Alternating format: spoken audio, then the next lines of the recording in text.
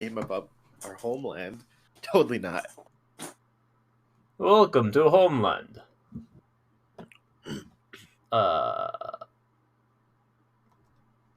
As now I get not do anything of advertising. Why would I advertise? Oh my gosh, everyone's got never mind. I was about to say everyone's health is good. That's not true.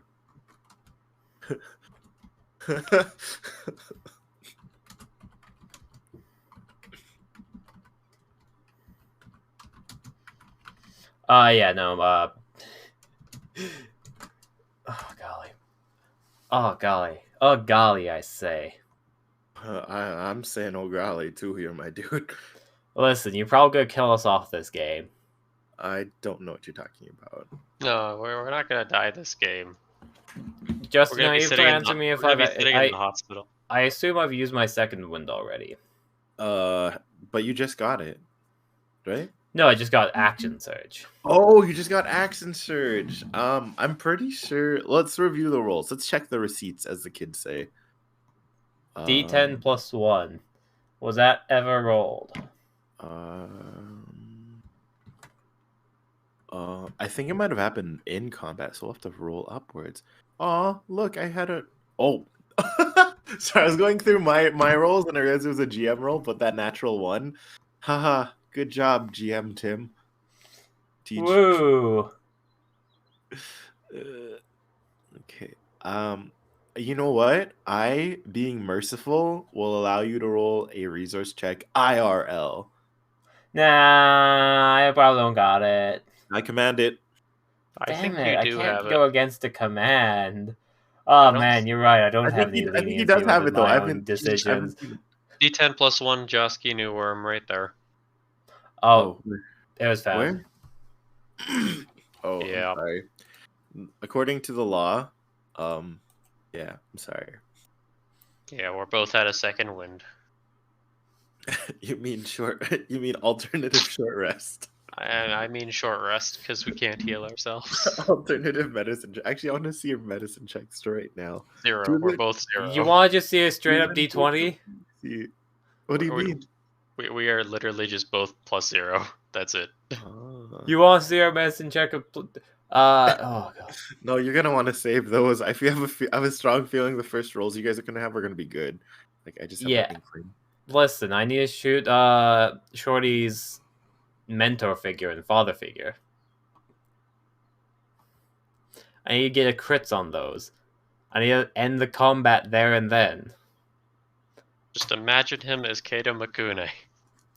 Did we only do combat? Like when we started last session, was it straight into that cutscene with Callie? With Kaylee?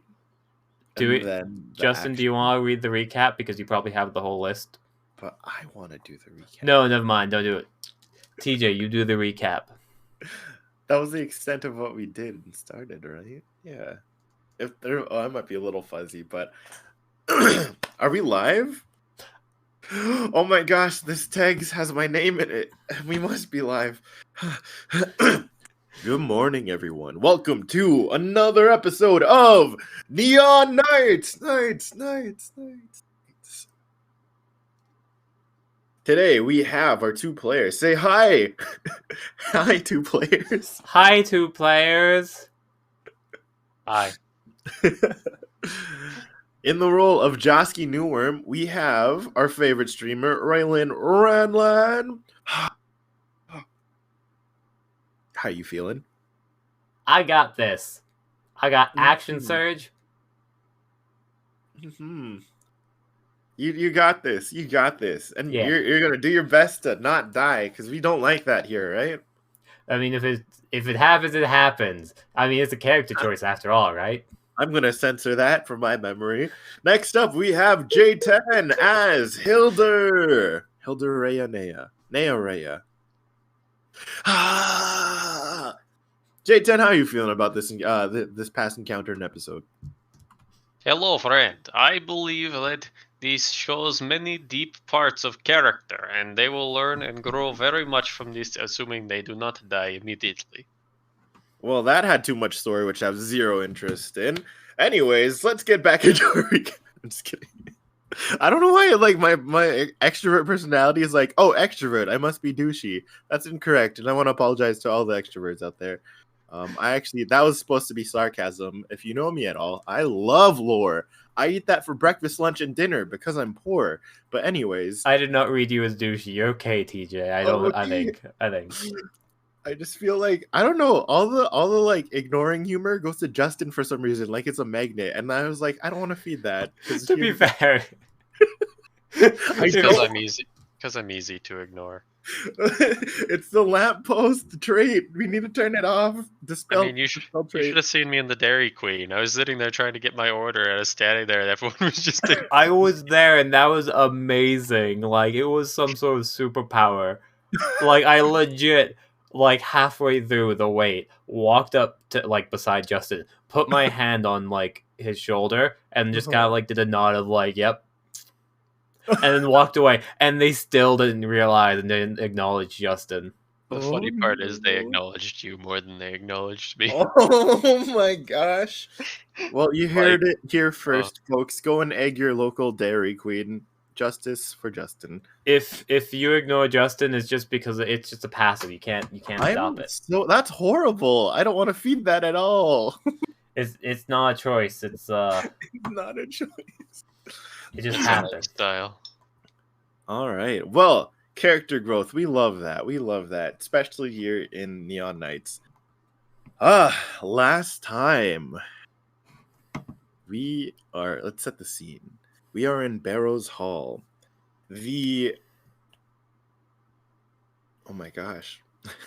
The workplace of our very own Hilder Neorea, where she has encountered a very strange gangly man and a gaggle of kids and a mom, who he says he's been tasked to protect, according to a mysterious app on a tablet.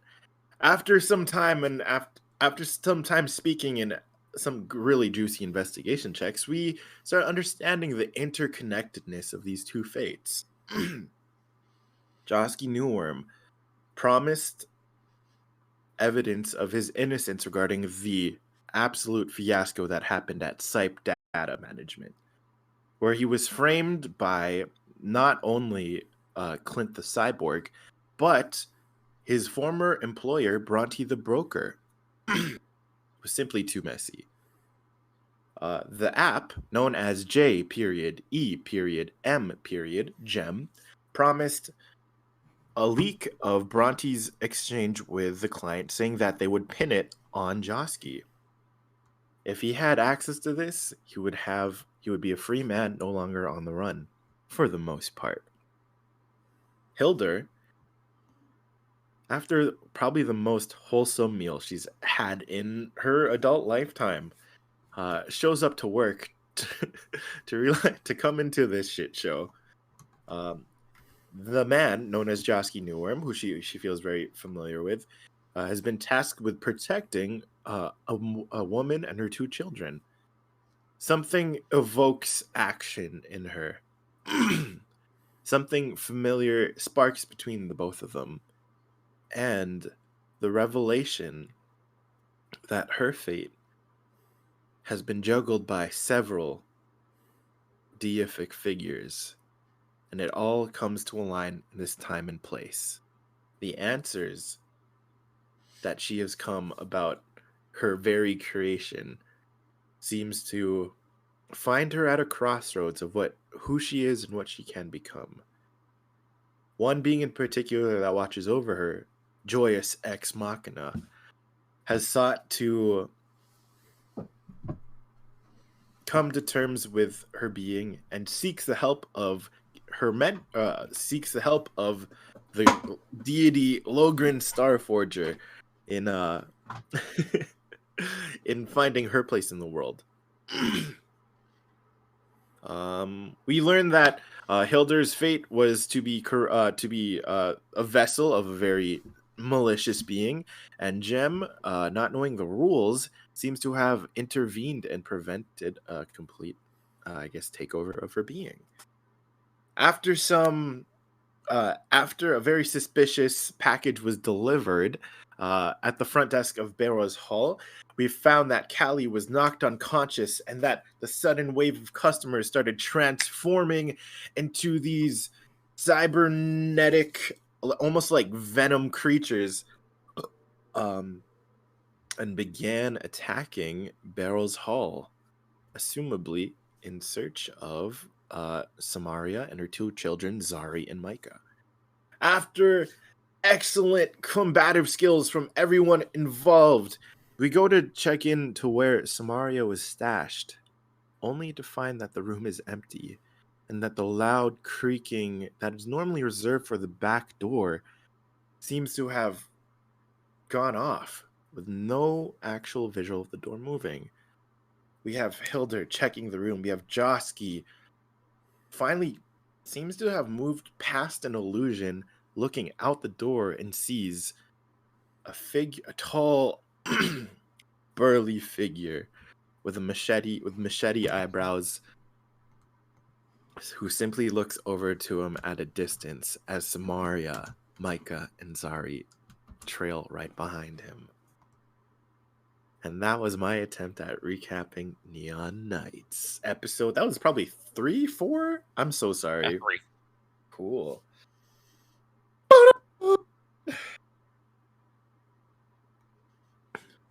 Cue intro. Do I get to fire my bullet? Are you're set on that, huh? What I am going to be doing is, since she and the kids are much smaller, I'm definitely not I am aiming for like the top. That way I will not accidentally limit the chances of hitting anybody else. Okay. Josky, like, this is a...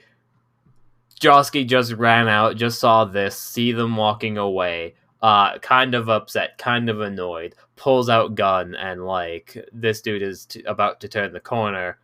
Mm-hmm. I ain't letting that happen. Alright. I ain't letting this person get away without any sort of explanation. Worst case scenario. And I believe, from what I've heard last time, there was no one else around. So currently, yeah, that's correct. They're about to take the corner past a pile of scrap metal. And yeah, you see that as soon as you open the door. So you're lining up your sights. Actually, make me an attack roll. Alrighty.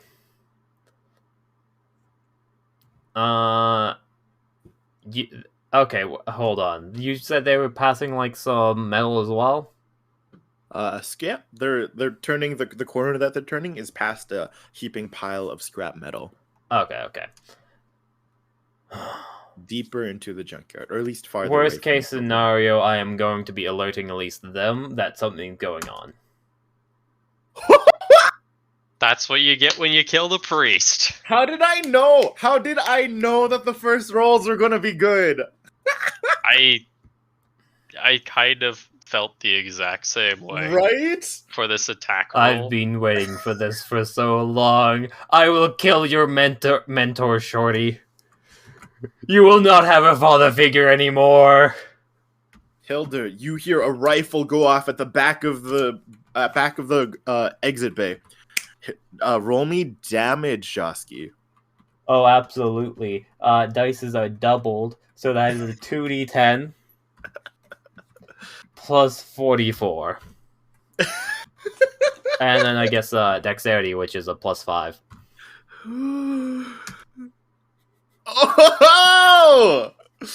Okay. Look at all those 4s. Walk me through what this looks like. Those 4s, you freak! You freak! I love it. Josky wants to be careful, like, if this is some sort of another illusion.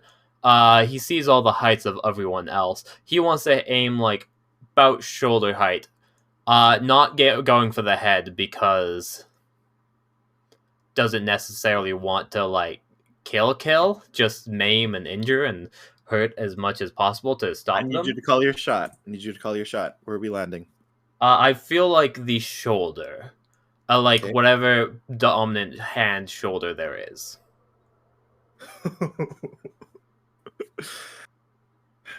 You So take your. I imagine it is a.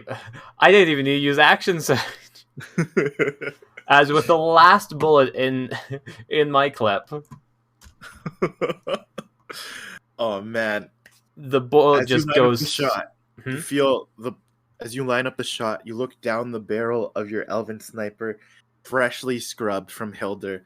You feel something align, like it's more efficient even after that scrubbing. Somehow, it could just be in your head. As you look down the barrel, you take a knee and stabilize. 1, 2. Third heartbeat. In between the third heartbeat, you go straight for the right shoulder. You hear the clattering of something metallic, as your high caliber bullet pierces straight through the right shoulder. You know it hit, and you hear something metallic fly behind the image or of Caliber, but you see that his arm still appears to be there.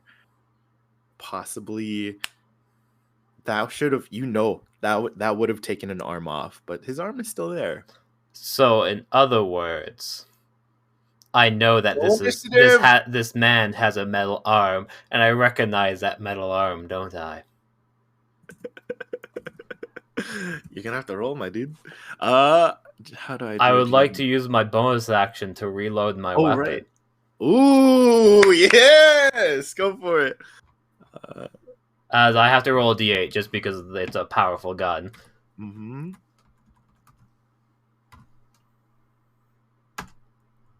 It's safe. Nice. Action surge! Hold on. Action surge! That does not hit. Or as you I would like to use my inspiration you gave me the other day. Yes. Yup. Fuck! Hold on. Oh, I must have something, right? Oh, no, I don't.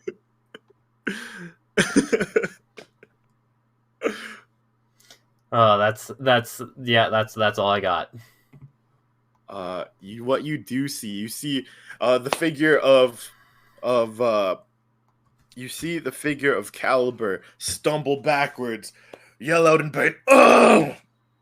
You see Samari and Zari look absolutely terrified, and then an ominous green glow from where Caliber's one eye is, and you see, even though it's not where, even there's an inconsistency. You see straight off of his skin of his shoulder seems to be a spewing of oil and green blood, not blood, but like green liquid, neon green.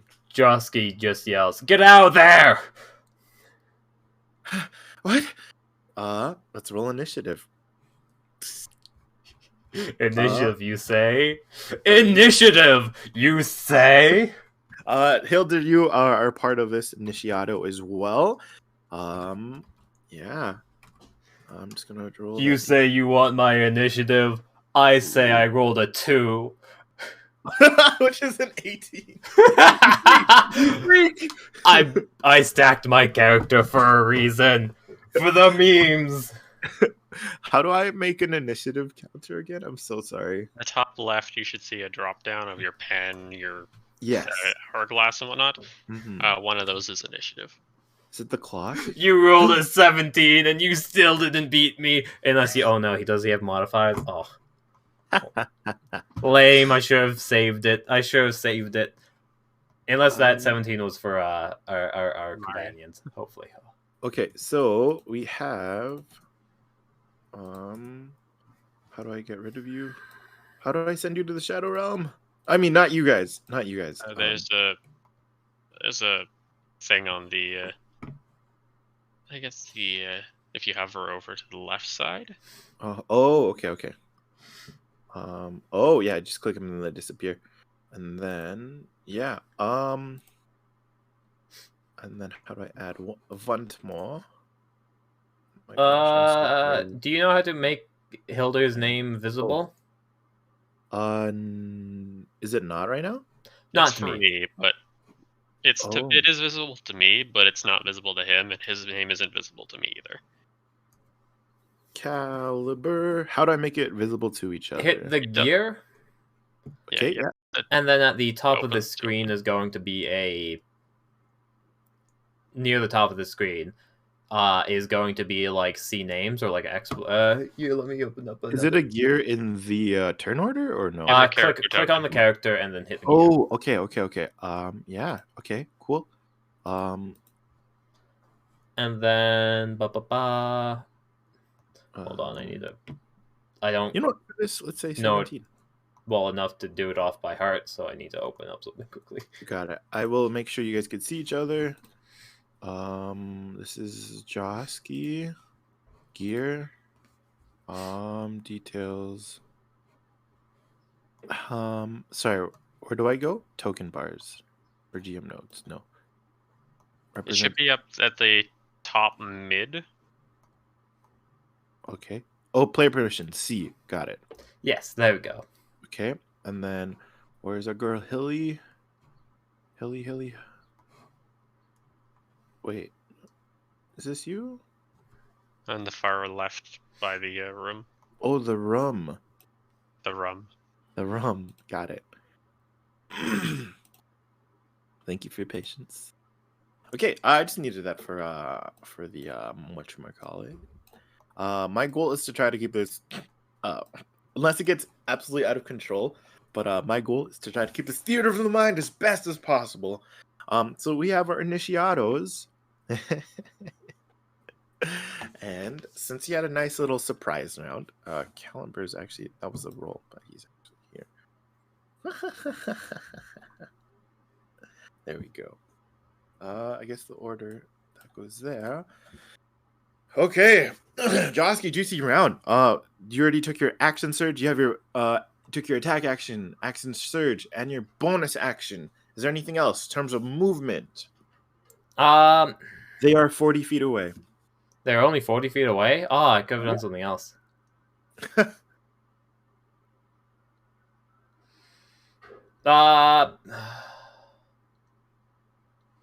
Yeah, I guess he'll get closer. Okay. Cool. So you go for a straight beeline towards the family. Samaria looks absolutely panicked in her eyes. What's going on? You're about 10 feet away. And then that is your turn. It's an illusion. You hear the power of dubstep start emitting from this figure that looks like Caliber. And you notice that they are that Samaria, Zari, and Micah are wearing these silver band bangles around their left wrist. The eyes of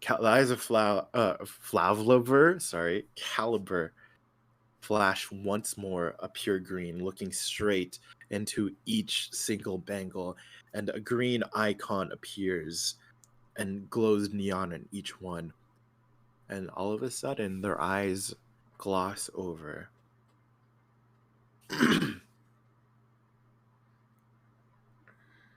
Guess there's no more use for this anymore.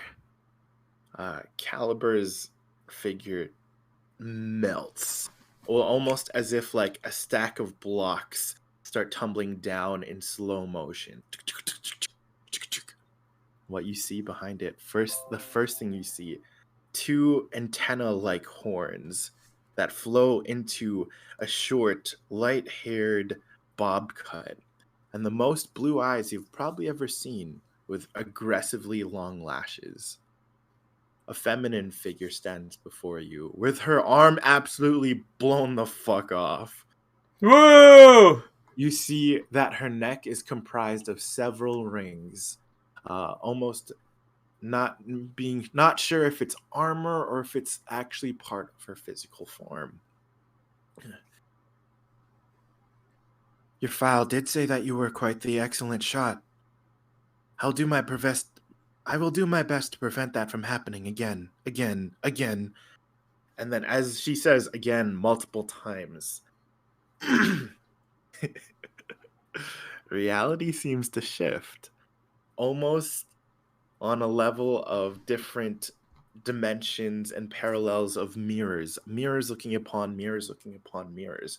What's standing before you is not just four figures in front of you, they are suddenly on your left, on your right, and presumably on your behind.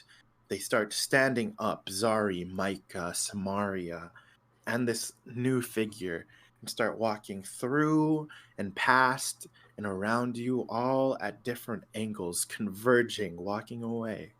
I need you. Oh wait, actually, no, not quite yet, not quite yet. In check. Okay, not yet. Okay. I have these options actually, because I wrote this down. Let me go and copy. I have a feeling it has something to do with the dubstep. I assume it's sound based. That's cool. As you move, you see that you are they appear to be right in front of you, but they're also standing up and around you. And that will be that one's actions. The figure, for a moment, the one solitary figure that took the form of Caliber stands before you. Can't really tell if her arm or clothing is armor or clothing, but has this not really militant, but this very elite looking, streamlined shoulder pads made out of metal. And she clutches her arm and then starts laughing. And a new arm seems to appear to grow straight out of it. And she smiles. You have very pretty eyes. I can't wait to have them. And then she leans straight forward, and you swear you could feel her breath on you as she says that. And then she disappears. Or actually, no, she just steps back into the illusions and starts matching its strides.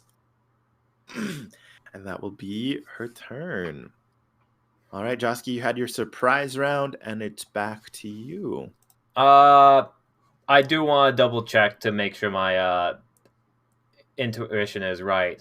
Would that be Arcana for figuring out this effect? I need you to. I'm going to send you 3 options right now. I need you to not say out loud which check you are doing. But I Just need you to do 1, 2, or 3. Tell me which response you are choosing from these 3. Definitely A. All right. Please make me an A check.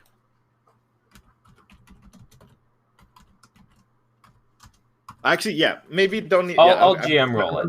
I'm gonna switch. No, I'm gonna switch up these. You could roll this in front of the table, but maybe just don't say it out loud next time. Just type it in next time, okay? Okay.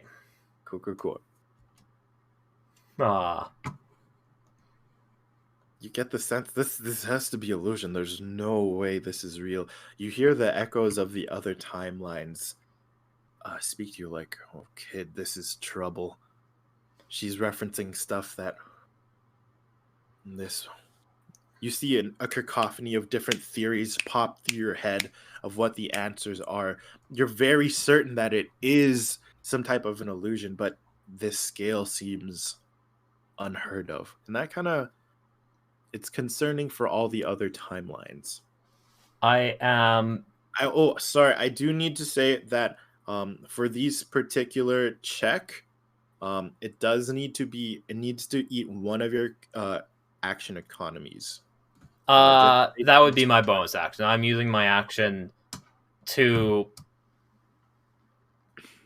pull out a coin if it's illusions. Because right now I assume I can hear all of them. I'm gonna trust my gut and slam. Oh boy. I don't have anything. I'm going to slam a coin onto the ground, let it bounce upwards as it will stop in time. This shockwave only setting out the ripple a few seconds later, enveloping the whole area around us. Stopping sound within time itself, causing complete silence. Yeah, go for it. It is just a spell. It happens. Okay. So it is complete silence in a 20-foot radius. Your senses dissipate in the area. There's a slight shift to black for a split second, and then you are back at the center of the same illusion, the same funhouse mirrors, as they move back and forth seem to be phasing through piles of junk and through walls and doors and into each other, laughing, smiling, staring right at you. But also you see other ones that are staring, you can see straight at the back of their heads. But the symmetry, the motion, it's unnerving but quiet. So they stop, or no? They're continuing to go, aren't they? That you see exactly what I described. I'm trying to wrap my brain around that. Mm-hmm. Could you go again? So illusions are still online. It's like you're in a fun house. They stare at you, but you can't hear anything. And they're still moving. They're still moving. That's right. So that was your bonus action for the check. You cast silence as an action. What do you do? Anything else before we move?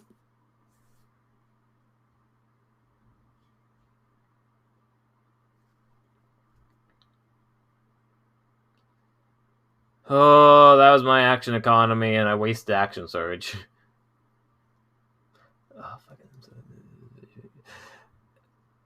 Oh, can I just... Do I get a... Would a int check to like see past illusion, would that have been a action or no? For this particular thing, anything to do this is a homebrew spell. Anything to do with discernment will require some sort of action economy. But I could give you something for free. You could call what the check is, but it will be to a lower degree. I'm adopting that from the server. Fudge. For now, I'm kind of screwed. If anything, I will get out of the area and move towards the direction they were heading. All right. I need you to make me a dexterity save. DC 15.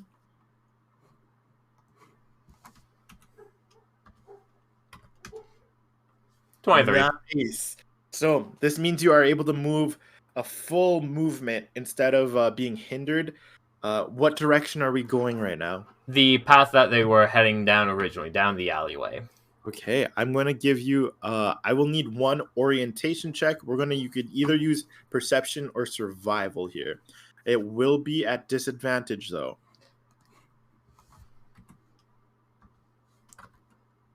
Perception... Oh my goodness.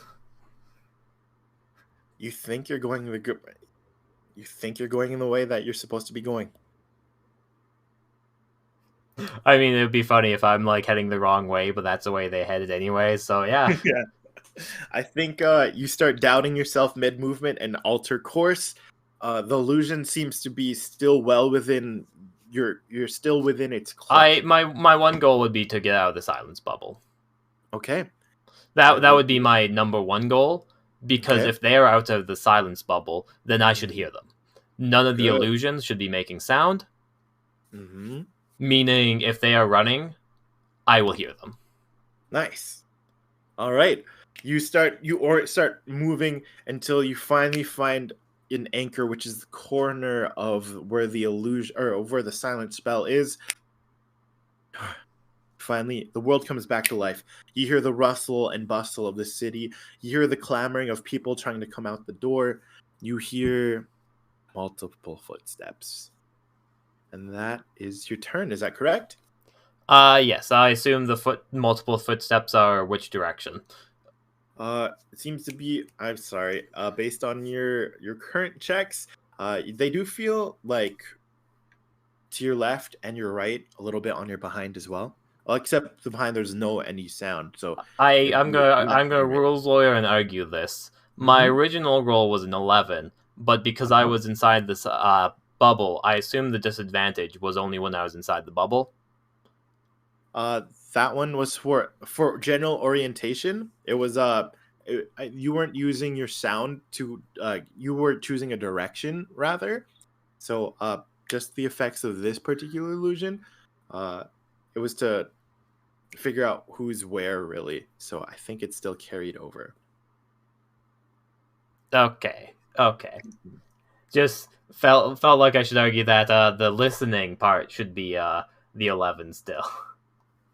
Okay. That's my argument of like, Okay. yeah. Okay. You do hear general what you likely is movement to your left and your right, about 45 degrees to your left and your right. Okay. I will give you that. I'll give you that. Anything else with your turn? Literally, that's my movement. That's literally everything. Okay. Hilder. All right. So, the last tableau that we were left in shock as you stand at the doorway of where Samaria, Zari, and Micah should be. You hear 3 gunshots. Actually, you hear 1 gunshot, a loud scream or a loud yell, and then 2 following gunshots. Actually, it's only one, but yeah. Oh, sorry. Oh, wasn't it? Okay, yeah, just 2. Sorry. Yeah. It's only 2. Okay, cool. Following that, you look over to where the 2 siblings are, Vincenzo and Juniper, and they just look. They've been looking horrified, but there was a lull of safety, and then them being thrown right back into it kind of sets them off.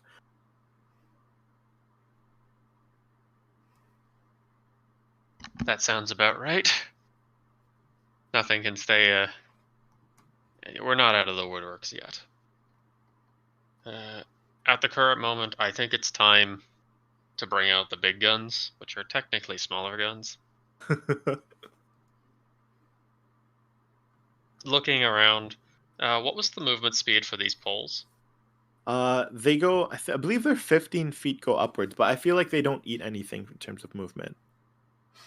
Okay. Mm-hmm. So I think 5, 10, 15, 20, 25, 30. Get there. To be correct, is that Vinny? And that's... I believe they're this right here. They're both that token? Okay. Yeah. Oh gosh, I have to do tokens. I love the tokens. Yeah, those are all the unconscious guys. Yeah. I will give you this for free. There's no active combatants that you are aware of. Sorry, that's what I mean. All the active combatants from last game are all downed. That were enemies at least. From the courtyard, from what I remember, there's only one exit to the courtyard, correct? And that leads onto the street, or does that lead into the alley? Are you talking about the front or the back, north or south? Back. The north or the south? This is a giant bay door. There's some far.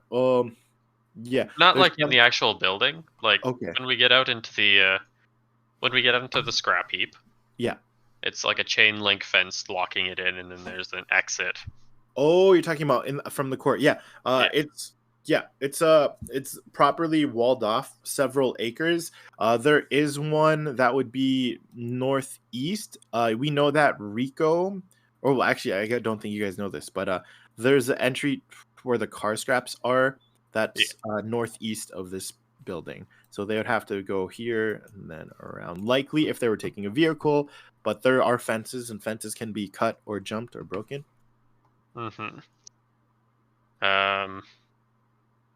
From here, Joski's not in the same location, so I don't know which way he's going. But truth be told, I have to go up through the front door, and I think my current plan is to go to the street because I want to check on Kaylee first. Okay. I gotta get that hammer down, and at the moment, Vinny and Juniper have to catch their breath. Besides, they can't go anywhere incredible because I don't know about fake Caliber, but if real Caliber comes out, he's currently just alone with the Starforger. If there is enemies in here, they've already extracted who they want. That's an assumption I'm going to have to take. So, just freely, I won't say anything, but I'll try and use silent speech. Which one does Vinny or no? Juniper is very good acting under. Juniper was hitting a moment. I'll just try and project with silent speech a sense of calmness. Not actually saying any words, just a sense of calmness. I would like you to make me a persuasion check, please.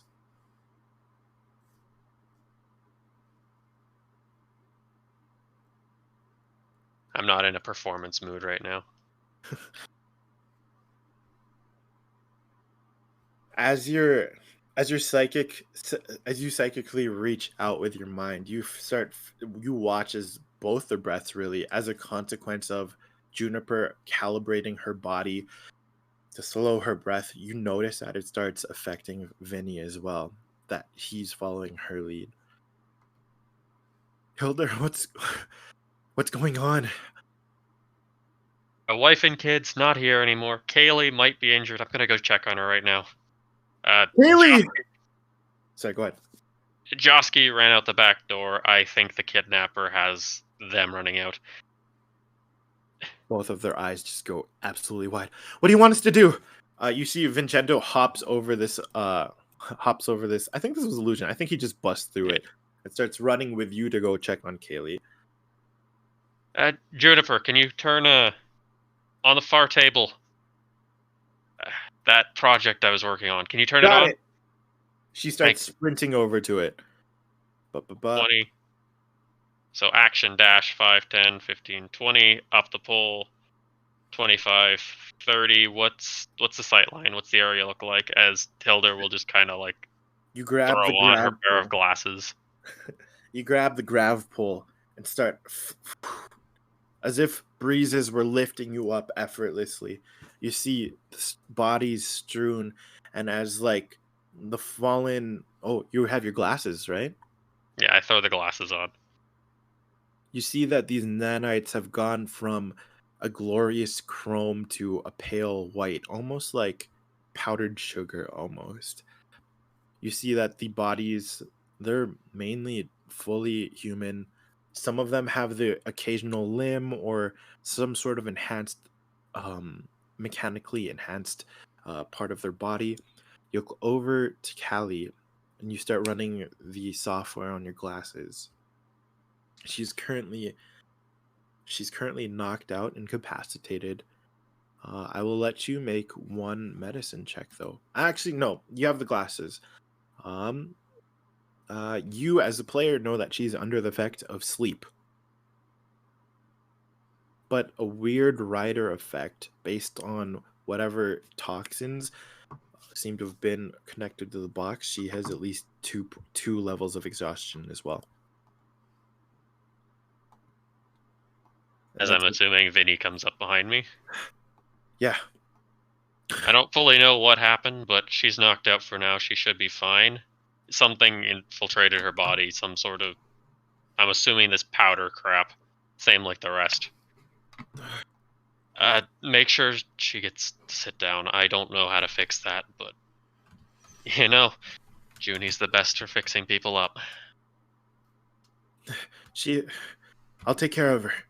You see that he starts picking up some charges that were located underneath the front desk and cocks his electric shotgun. What are you gonna do? What? Hey, Magic Man! What the fuck are you... Oh, he's already out. Well, I guess it's time to go figure out who's messing up the front lawn. And to do that, I just imagine there's a moment where Hilder... I like to imagine like Hilder puts on like an overcoat, but it's probably just the coat she's wearing.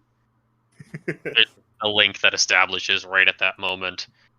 And with like almost these just over the top Matrix kind of numbers flaring on the glasses for a second. She reaches out both of her hands, one of them with the sword, one of them with the gun. Yep. We're going to need a little bit more firepower as both the firearms launch, flying up over the courtyard and arrive right beside her, hovering within range. Juniper plugs in the sequence to connect the power to the items that you requested, and then as you summon them with the matrix code going down your eyes, they land snugly and fit really well on both of your shoulders as they mount. I'm J10 as a player, can you roll me a resource check? Flat 100? A flat 100. This isn't from Hilder's resource. This is just something that may or may not be in the store right now. Why is this the most dangerous roll from you in particular? Alright, so I summon Asclepius. No. So You hit your car keys and the tank drives out. So this was, I just wanted J10 to roll, but this is something Vinny has been working on. You know what? Dad would have killed me for this, but he starts digging through the desk here, pulls out a drawer that is actually a console, and he pulls up a screen, starts furiously typing on it as pure blue keys are underneath his fingers as he interacts with it. As a hologram appears beneath his fingers and interacting with it as if it's a keyboard. You feel the roof start shifting and the grav pool starts bending. Oh, Dad's gonna be so mad. The grav pole has now bent to turn into a form of zip line. And this was the resource check. I was kind of hoping whatever roll it would have been good. But now it goes 96 feet, which is too perfect, and I'm mad to and he starts aiming it towards the end of the door. Hey, your skinny friend's I think your skinny friend's gonna need you. Starts typing. I think you're right, but I'm out of movement. That's good enough. All right. Anything? So just as a solid question. Yes. How nice are these guns that put together? Did they embody the essence of what they were going to embody? Like the kind of old-fashioned theme Hilder has going. It needs some still of that wood, not plating, but I'm going to say plating. Right now, it's to an extent a little bare bones. Functionally, it will do exactly what you need. Aesthetically, needs some more TLC. But that's aesthetically. The most important part. Yeah, it's. I mean, I can't argue that. That's true. I got no more action economy, so let's pass the torch. Josky, gonna move the initiado. Oh wait, it's Caliber before that, but Josky, you're the witness. You're the eyes for the audience here. You still hear that laughing. And that odd comment about your eyes. You start moving towards that sound. You know it's her laugh. Then all of a sudden you hear it on your other ends as well too. Wait, it's a laugh, but no, that's a child laugh. That can't be right. That's Samaria's. Starts moving towards that one, and you start hearing a strange. The chorus seems to be constantly shifting, almost as if, I'm not sure if you're familiar with it, but like an 8D audio, where it's like if you were in a car with a good sound system, the sound kind of like moves around you like 360. And the chorus keeps changing, different who's singing, not singing, but who's laughing where. Each illusion seems to look right past you, but also right into your eyes. We're gonna do something a little wacky here. Okay. I'm going to allow you. No, actually, no. I am going to cast shield on my eyes. All right, I'm going to make this roll right here in front of the board. This is an attack. I'm glad that I knew it was an attack beforehand. Oh no, I don't think I can do shield. Okay. I'd said I'm going to cast shield on my eyes as a joke, but it wasn't a joke. Technically that still hits, but I'm going to argue hopefully that it doesn't hit my eyes.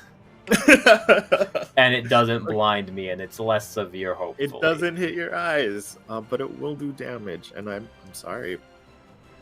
D10. 10 damage? I'm not down. You're knocked down? No, I'm not. Oh, okay, gosh. I'm still up. Oh my gosh. Wait, how much health do you have right now? 4. Okay. Yeah, we only got our con mod for adrenaline healing. Oh god. Oh, that's true. That's true. As you hear, something whizzes from behind you, impacts you straight into the back of the head. Your vision goes even blurrier for a second, as not blunt force, but as this ray of energy kind of sinks in, disorienting you. That must be where she is. I'm going to leave it there. Actually, she has a few more bonus actions. Good. And... Alright. That will be the figure's turn. Alright. Josky. There's scrap metal around, right? That is correct. Would there also be like a cord as well? Tell me what you're looking for. We could Like research. a metal wire. You know what? Yes, low DC for that. Like, yeah. Resource check? D100. 20 is the minimum. 20. Ooh! Oh, why was that so close? That was so scary! You start reaching out. You find that anchoring onto something physical. You see that the illusion that you were looking for was the illusion. You're seeing the pile that you're going for was actually just the slightest bit to your right, and the coil that you were looking at with your eyes was physically more to your right, about 15 degrees. Almost You missed. managed to find a coil. I am going to spin it around me, just helicoptering it to hit somebody, whoever's around me. Okay. I'm going to... This is so interesting. I'm going to say it's probably a bonus action to do this. And pretty much, if it hits somebody, I know where they are around me. Okay. Are you going to be utilizing any of the options that I have presented to you from A, B, or C? If Do you want to anything... incorporate it in any way?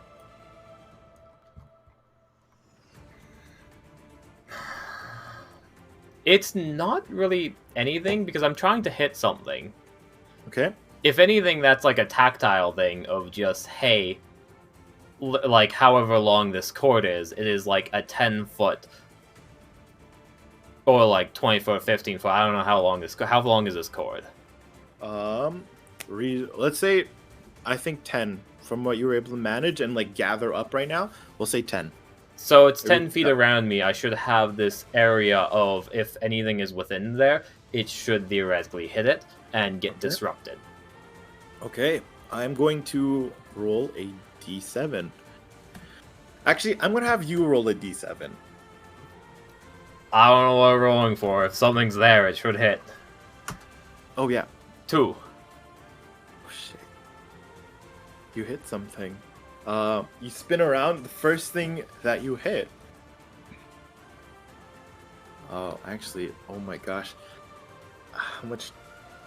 What is your... Are you using strength or dexterity? I will allow you to use one of those things for the damage. You want me to roll, how is that a 1 plus strength? There's no roll, it is simply your modifier.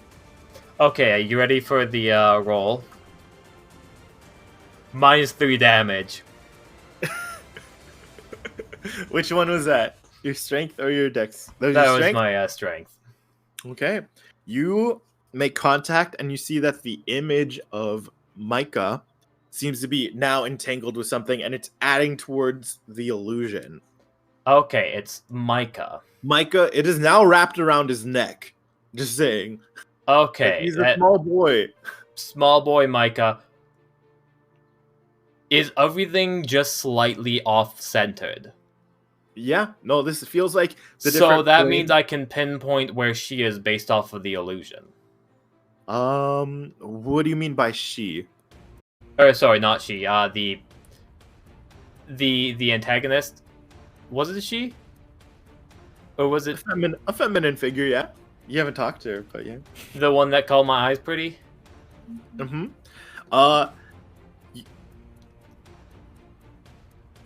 You tell me what you're trying to do. I'll see how it calculates in the I world. want to calculate based off of the two things I've seen. I have grabbed this cord from the pile, and I see where the illusion was. I have connected with Micah. I know where Micah is, and I can see where Micah's illusion is. I want to use math to calculate the most logical trajectory based off of just scientific reasoning, where the F she'd be standing based off of where her illusion is currently. Cool. I will allow you one of the three options then. I'm going to say that wire trick was a part of one of the three options. Based on how this spell works, because it was a pretty big boy spell, it allows you to make one of these three checks. Same one as before. Can I argue to get advantage? Is this particular? So there's two things. Either to discern the spell. That's a really good point. I like the creativity. I will let. Do you have innovative? I do have innovative, I believe. I'm going to improvisational. Yeah, I'm going to say that this. Yeah, what you did with the coil adds innovative. Okay. I won't argue advantage though. Hmm. I'm not going to allow advantage, but I will say that was very innovative though. 18. And that was type in what option that was. Because in my mind, this is the one that makes the most sense. It is very. You get very, very close. The frick is that DC? Remember combat talents is all I'm saying. Yeah, she's a freak. Cool. You have a strong suspicion. You start. Am I able to unhook the cord from the neck or no? I'll let you. If you make a good sleight of hand here, I'm going to say yeah. Cool. I will attempt this. Ha ha ha! I am proficient. Just DC 15. Actually 10. There you go. I got this. And with that 28, can I try and wrap it around where I generally think she is? What action economy are we using here? Boy. If anything, that is kind of difficult because I feel like I'm running out. Because the bonus action was to swing it around theoretically. Kind of freely undo it. My to find her was forced to be an action, but can that be paired up with the action to find her? Walk me through the. Wait, tell me exactly what you used for economy right now. I'm just a little overwhelmed. I'm probably running out, honestly, because it was pretty much Josky swung around the cord, pretty much locked onto the kid, realized, oh, hey, started to do quick kind of math in the brain, started to, calculate, okay, this is where this is, this is where this is, this is where this is, wasn't able to pinpoint her, and I want to essentially unhook the neck with the sleight of hand. I won't be able to. I do want to get within range, and probably, if any attacks of opportunity is provoked, I will trigger it. Okay. And I will attack with disadvantage to grapple. Okay. I will let you. I'll let you make that attack. I'll let you make that attack. You do seem to leave some things threat range. but no attacks of opportunities are taken. Yeah, not yet. It has to be their turn. Oh, okay.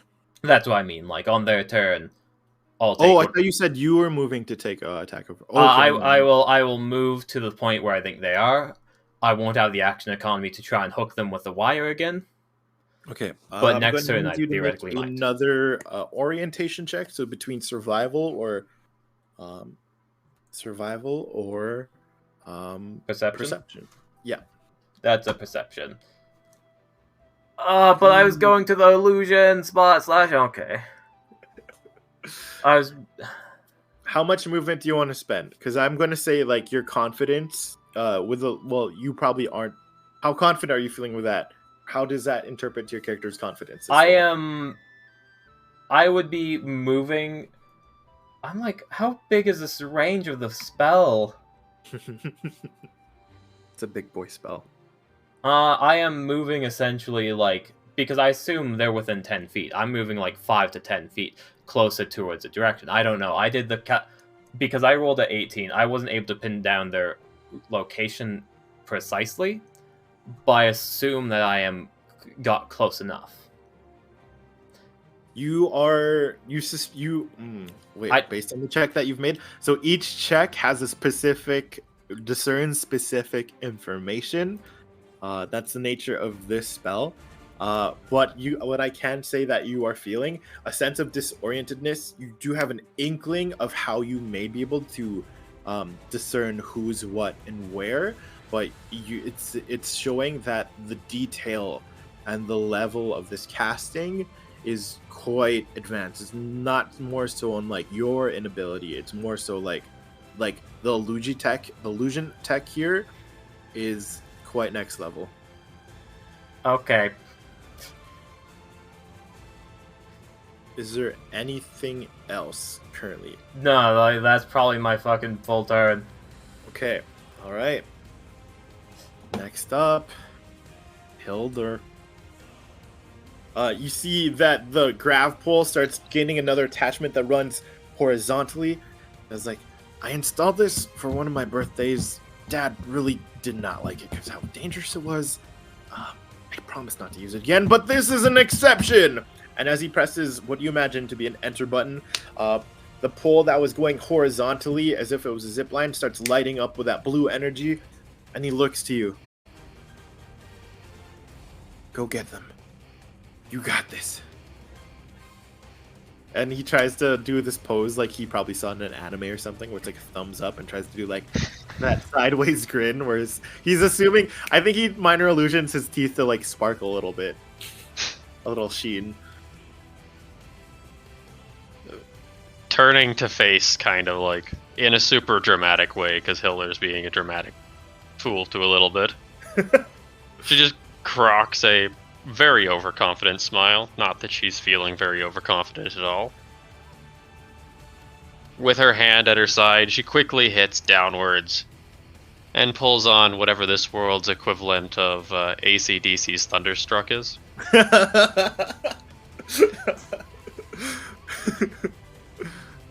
With the two guns kind of like hovering nearby. I think she's going to be a dramatic edgelord. Yeah. There's a little bit of a time, so there's like an opening to the song where it just waits a little bit as they're hyping people up with the ah.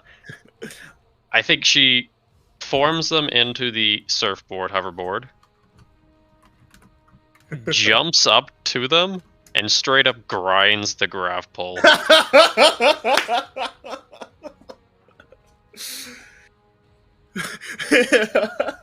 Vincenzo goes wild, throwing up like the horns. It's like, yeah, no way, I never thought of that. And you see a moment of Juniper on the ground looks really happy and impressed, and then looks at the expression of like recognizing mischief in her brother, and kind of like covers the side of her face like, oh no. And then she goes and I'm gonna make her do. Sorry, it's gonna be flavored as an attack roll /GM roll. D20. Oh, sorry. General, please, I'm so sorry. I will do better. D20 plus. Ooh, that's good. She pulls on one of the rings that she was developing on her side. This one's a silver ring.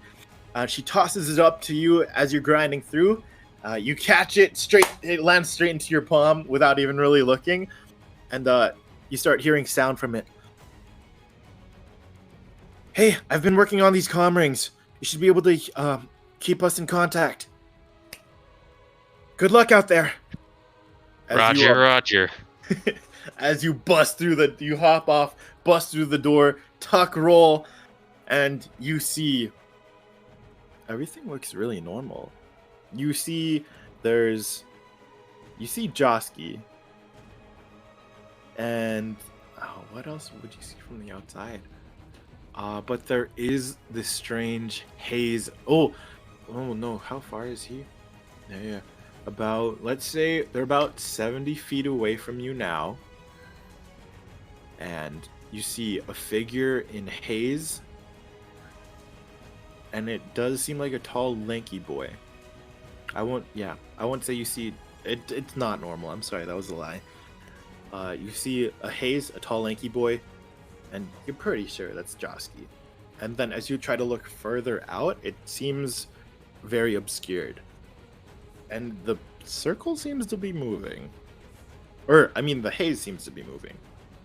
Moving with Josky or moving like just away from him? He seems to be keeping in step on some level. All right. Can I flavor how I come out of the door? Please. So, I imagine it's surge around the corner, and I'm going to do a performance. Yes. Just for this. D20 plus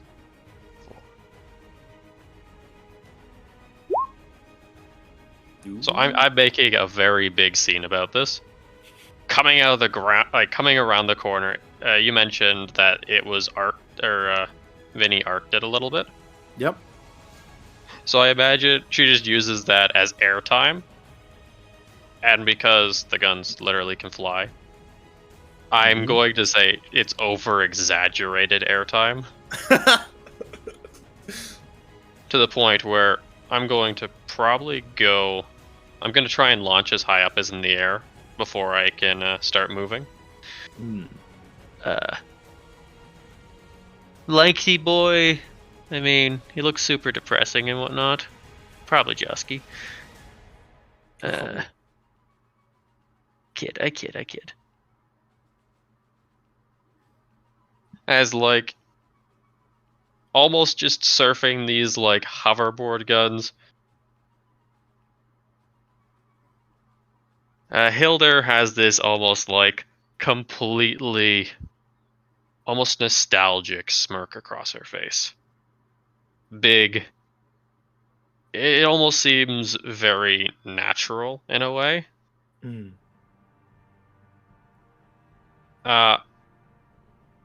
She doesn't have the movement speed to actually get up to Josky. But also, wasn't I 40 feet away from them when I exited the door?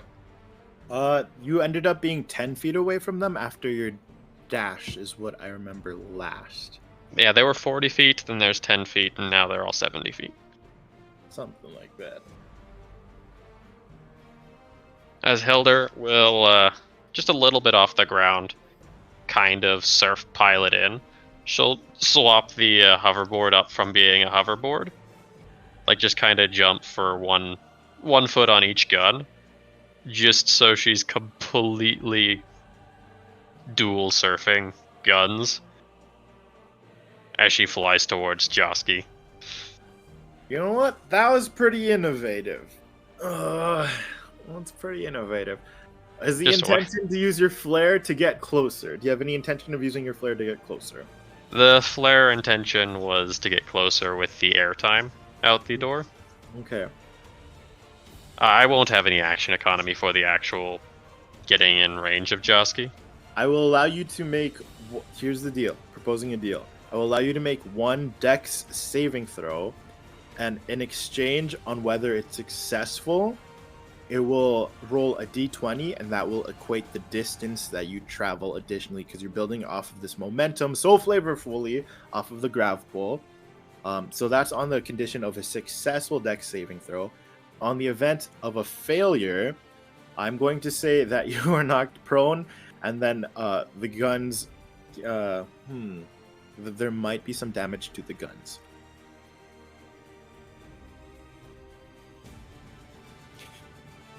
The DC will be 15. I think I'll stick with the flare. Okay. What does that mean? Without not saving throw. Okay. I'll stick with the flavor I got, because if there Okay. is something shifty going on, I at least should have divulged an intention from that. Cool. And I mean, truth be told, what dramatic fool wouldn't want to completely pop out and be dramatic in return to seeing dramatic? Even Josky would probably facepalm in response, but I mean, this is one of those moments of live your life like it's a TV show. Live your life like it's a TV show. And if the opponent has any sort of flair of their own, coming out of like surfing out of a door, doing some airtime, and then popping up like you're almost untouchable while rocking AC/DC's Thunderstruck is a good way of drawing attention. Cool. Is there anything else you would like to do with your economy? I can't technically move. I'll end up just moving, up to Josky. Okay, so that's a minus 25 feet. 70 minus 25. Math. Well, it's 5, then the graph pole was free, so that will end up being 25 by 30, so okay. 40, 50, 55. 55 towards Josky. Cool. So 55 minus 70. So I'm technically 15 feet away from him. Oh, cool. Oh yeah, because dashy dash. Ooh, okay, you're 15 feet away from Josky? And a little bit off the ground. Okay, I think, let me just figure out where I set. You make contact with the haze as you enter. The weirdest freaking illusion. You see Samaria, Micah, Zari, the strange horned woman, and now you see Josky. You know where he physically is. You feel 15. You knew he was 15 feet away from you. Now that image seems to have splintered, as if he is walking as well. Josky. Wait, Clint's your girlfriend? Wait, I'm so confused right now. Josky, you do hear that? Oh yeah. By the way, while you were dashing, there was a weird bubble of silence that you ran through as well, and you wasn't sure if that was the haze or not. But the first thing, as soon as you exit the silence, you hear yourself going, "Wait, Clint's your girlfriend?" Josky, you do hear that now, actually, and you have a good essence of where. So two variables for your different perceptions. Here, how this works: while you're under the effect of this spell, you cannot see illusions of yourself, but you do see illusions of allies. So, Josky, you now see that image of Hilder's added to the equation. Hilder, you see that what you see is Josky, Samaria, Hot Clint, Micah, and Zari. And they're all doing that weird geometric walk of walking through each other, past each other, in a very like 45 by 45 degree pattern, and throughout. Josky, you literally see the real Hilder appear, and then all of a sudden that is shifted, and that it's immediately displaced as well. But you do hear her, and if you had a strong perception, you would get a general sense that she's behind you, popped up. Any RP here? We do have a split second before we go into caliber wink mode. Wink. They got some sort of mind control device on the rest of them. Some silver bracelet. Silver? Really? Silver? So was it a nice silver? Was it a nice silver? It was very smooth looking. Yeah, it was more like a metal bangle. Yeah. Probably a fake silver. You hear in the distance, "Hey!" Well, your skills aren't good enough to own real silver. That was mean. You hear in a chorus of voices from every direction. Yeah, that was kind of rude. Oh, this was a present. Oh, this was a present that you gave her. Man, your love life is confusing. But I mean, at least your girlfriend's hot. Ex-girlfriend? No. Sorry, Mrs. Clint.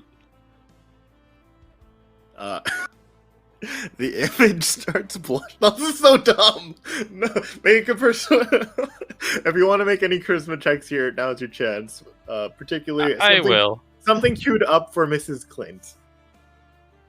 I think this is a part of the, not necessarily the performance, but like the performance. This is a part of the performance. Oh no! Like, I'm performing right now, and very much so. This is just step by step. This is my comedy act, and by comedy act I mean I'm like the guy on stage who's interacting with the audience, and very much so, not in a sarcastic or a facetious way, in just a very genuine kind of like being a charmer, uplifting, uplightening mood. Gosh. And I think I'll like just I think just to add a little bit on top of that, targeting the individual, the Mrs. Clint. I think I'll just psychically have that message sent of, "You're too cute for him, anyways. Don't hold it above him." I rolled an insight check on GM roll. Are you keeping that 17? I will keep that 17. Okay. Honestly, like, I'm not trying to deceive, nor am I trying to persuade. Mm-hmm. It's adding to the mood. Got it. All right. Any other things you want to do with your turn before we move on to? I'm gonna change the title now to Mrs. Clint. Actually, no, it's too much work. It's Caliber, guys. I don't know what you guys are doing. It's Caliber. It's Caliber. Anything else? No, that's it. Cool. I don't got anything else. Got it. Oh yeah, I'm so sorry.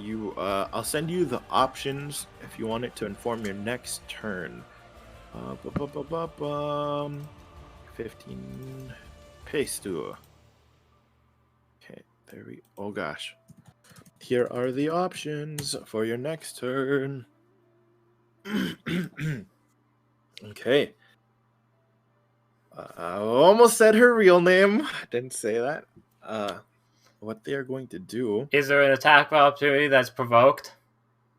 Sorry, I'm moving multiple things right now, but yes. There's that, and that. Okay. Ooh. Went from a D7 to a D8. Or is it D9? Oh gosh. Okay. Opportunity. Oh, this is so interesting. No, I guess nothing changes because we didn't use any economy for what you guys would know. Do you feel the feel? Yeah. I would like to, do the grapple with the metal cord as a reaction. As an attack of opportunity reaction. Okay, I'm going to have you roll. It's a D8 now. I'm going to allow. It's 10 feet, and Hildur is 15 feet away. Okay. That's not what the increase was for. I'm going to roll. Let me. So.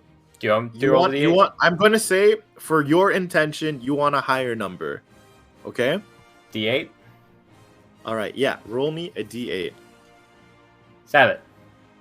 Okay. You make contact with something metallic. And it does not appear to affect the illusions, the feedback on any of the other illusions. But I will say, you made contact with something metallic. Do you have Sentinel or anything of that sort? Absolutely not. Oh, okay. Prodigy, I have that, and Cool. improvisational. Okay. I'm going to say you add what you get to choose either for this weird improvised weapon. I'm going to say you can add either Dex or Strength modifier for this. I assume this is like a grapple, so like a athletics or acrobatics. Okay. Can Right? you? Are we going to? Do we normally do a grap? Oh, I feel like we might want to run with the opposing athletics and acrobatics rolls. on whatchamacallit, on opportunity grapple on opportunity attacks. Yeah, that's Are we usually good there? allowed. Okay, cool. The Well, server let me give- allows it. Technically, base does not. Oh, never mind. Okay. It's okay. I think this is actually pretty valuable for this actually. So yeah, we'll subtract the whole damage thing if you're going for a grapple. Let's make a grapple. Absolutely. I'm going to do a GM roll real quick. Is it Well, going let to me be roll- athletics, or can I cheat and use acrobatics? I think you justify to me. You know the type of DM I am. I want you to paint me if it makes sense, if the picture makes sense. Josky is kind of... Josky is like in a very upset state. I feel like it is one of those things where, especially because Josky is pretty weak, it is a flick of the wrist to wrap it around it. Kind of Okay. like a bring it over your head like a whip, and then do a little bit of a flip wherever he can't just get the sense to do it. Uh-huh. Surprisingly not channeling, his past alternate timelines, and just kind of like living in the moment to do this. Cool. I feel like I like the idea of it swirling around and kind of like skimming off the ground a bit, only just to like jump up and wrap around the leg of it. So you go low. Okay. And then... Oh, actually, better yet, can I just swoop it around both legs? That way it's definitely not a strength that I have to hold on to, but a swoop it around the legs and then let go, as it's an acrobatics. Acrobatics to like dexterously do that. I guess that would be almost sleight of hand, but I don't know if I'd argue sleight of hand. But realistically, Josky wouldn't be able to hold them in place, so instead of holding them in place, just kind of like...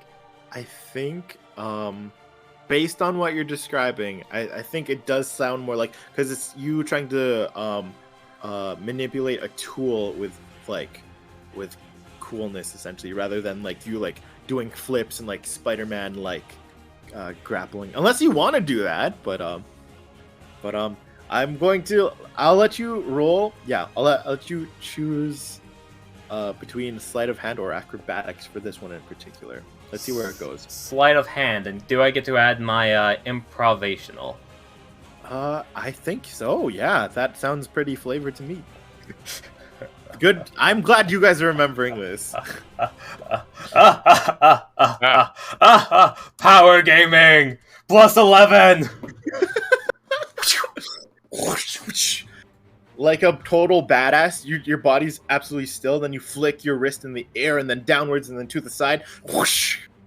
You sense movement, and you go into strike with this cord. It starts gripping. You aim low, and it starts gripping into a wheel. And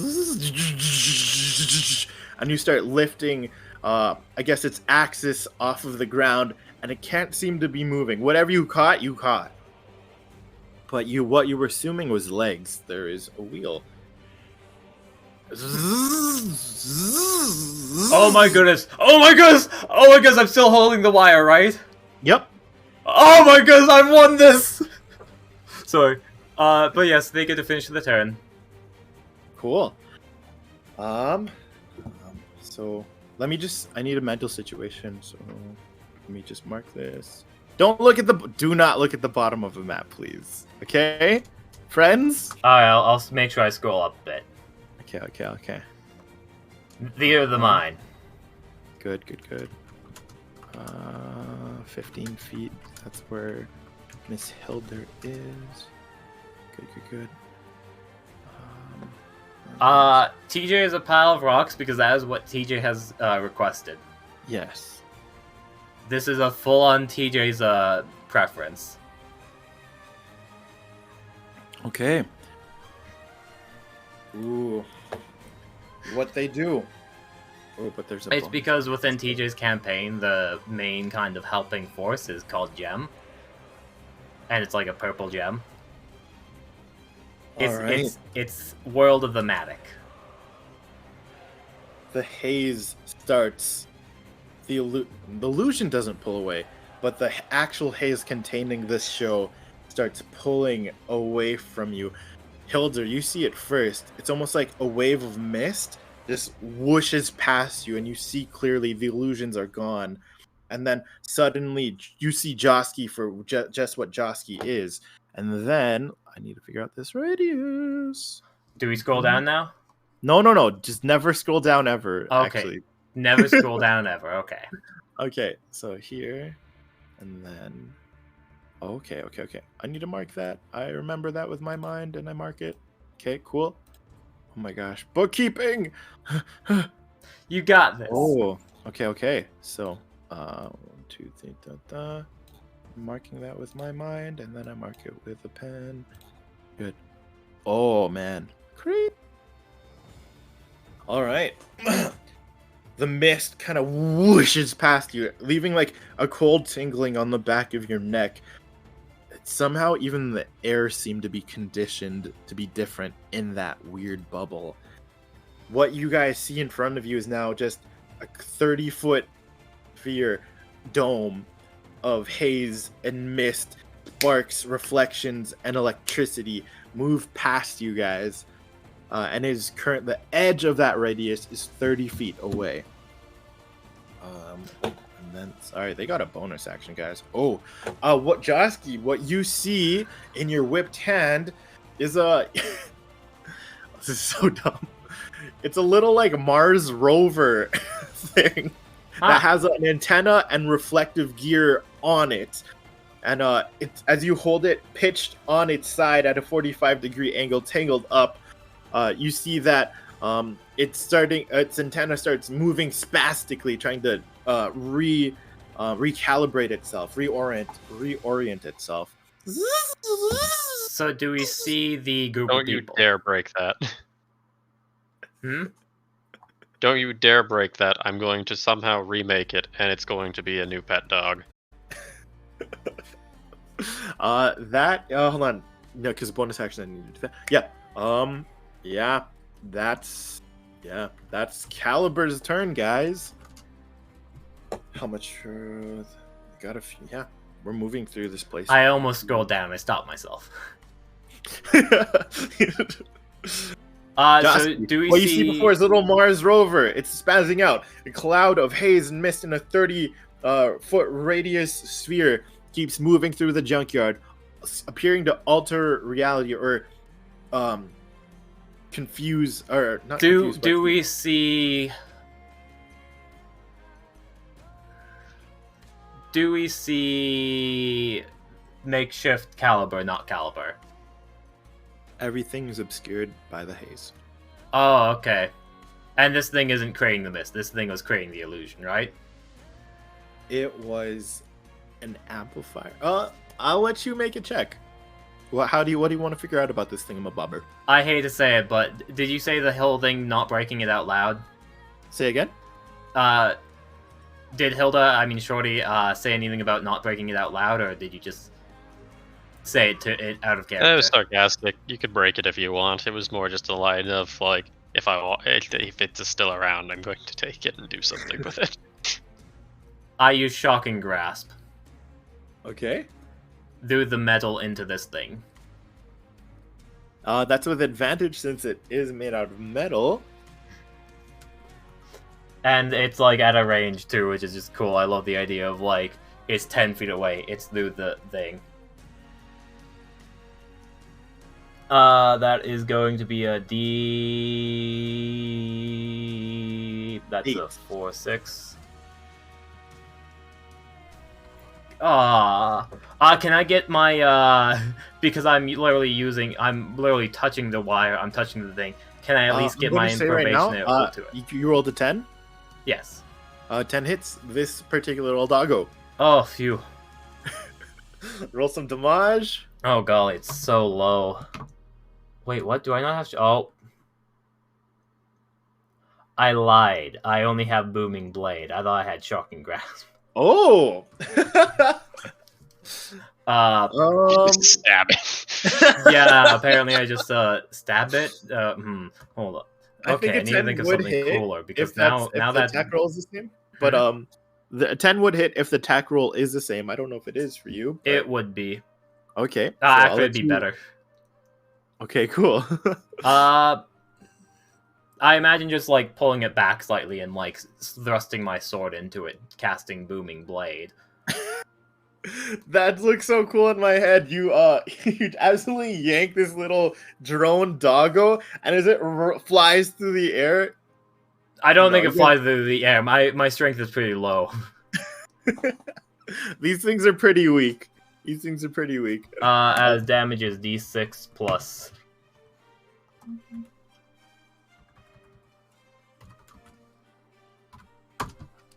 Seven. You pull. I'm gonna say you yank on it. It starts twirling. It starts getting all untangled, slightly in the air, and you start going for a pierce. What does that? Do you booming blade it? You said. Yeah. So pretty much as I pierce forward, not with some sort of illusionist magic, but with time magic, my blade kind of splits off a bit, and like kind of looks like it's more than one blade moving forward. Cool. As it makes contact, the blades come into one, as the rover itself gets that effect of almost splitting off multiple different directions, almost tearing itself apart, but contained. As if it moves, then it will... I assume it's going to automatically move because it's a dumb robot bat. But As upon you pierce moving, your- pretty much, it moves away from these different versions of itself as it pulls on itself, as it will kind of crumble a bit, being torn You have apart brought from the different absolute- realities. You've brought absolute death to this little rover. As you pierce through it, multiple blades converge, or expand, and then converge as you make impact, sending that temporal shifting energy into the rover. It splits into 8 different timelines of itself, converging, and as you pierce through, pull your blade, it kind of implodes inside out. I can see why she dumped you. Fog is still up, right? Yes. Bonus... I can't really bonus action grapple. Currently, you are 30 feet away from the edge of the haze. And I see Hilder in there, or no? Hilder's behind you, and you guys are clear from it. So you guys are out of the cloud. The cloud is moving away. It does not appear to be centered on you. Okay. I will... Can I get to the center of the cloud? It takes 30 feet just to reach the edge of it. Okay, They used a dash action, essentially. I'm going to tell you that. So I will get to the edge of it. I technically... I don't think I have any bonus actions to use. So... what I will do instead is... I probably used my teleport ability. Because I have Blessing of the Raven Queen, which lets me do a teleport. Cool. But I'm 90% sure I used it. So I'm gonna play it as I can. Whether or not you... I don't think you've had a chance to use it. Where would you have used it? That's true. Should I do a resource check? Sure, let's do it. D100? Let's go to D50. 50-50 chance. D50. So D2? But yeah, sorry. Let's do it. I like the flavor of a D100. DC is 50. Hey! I don't think I'm going to be using it this turn, but having it is useful.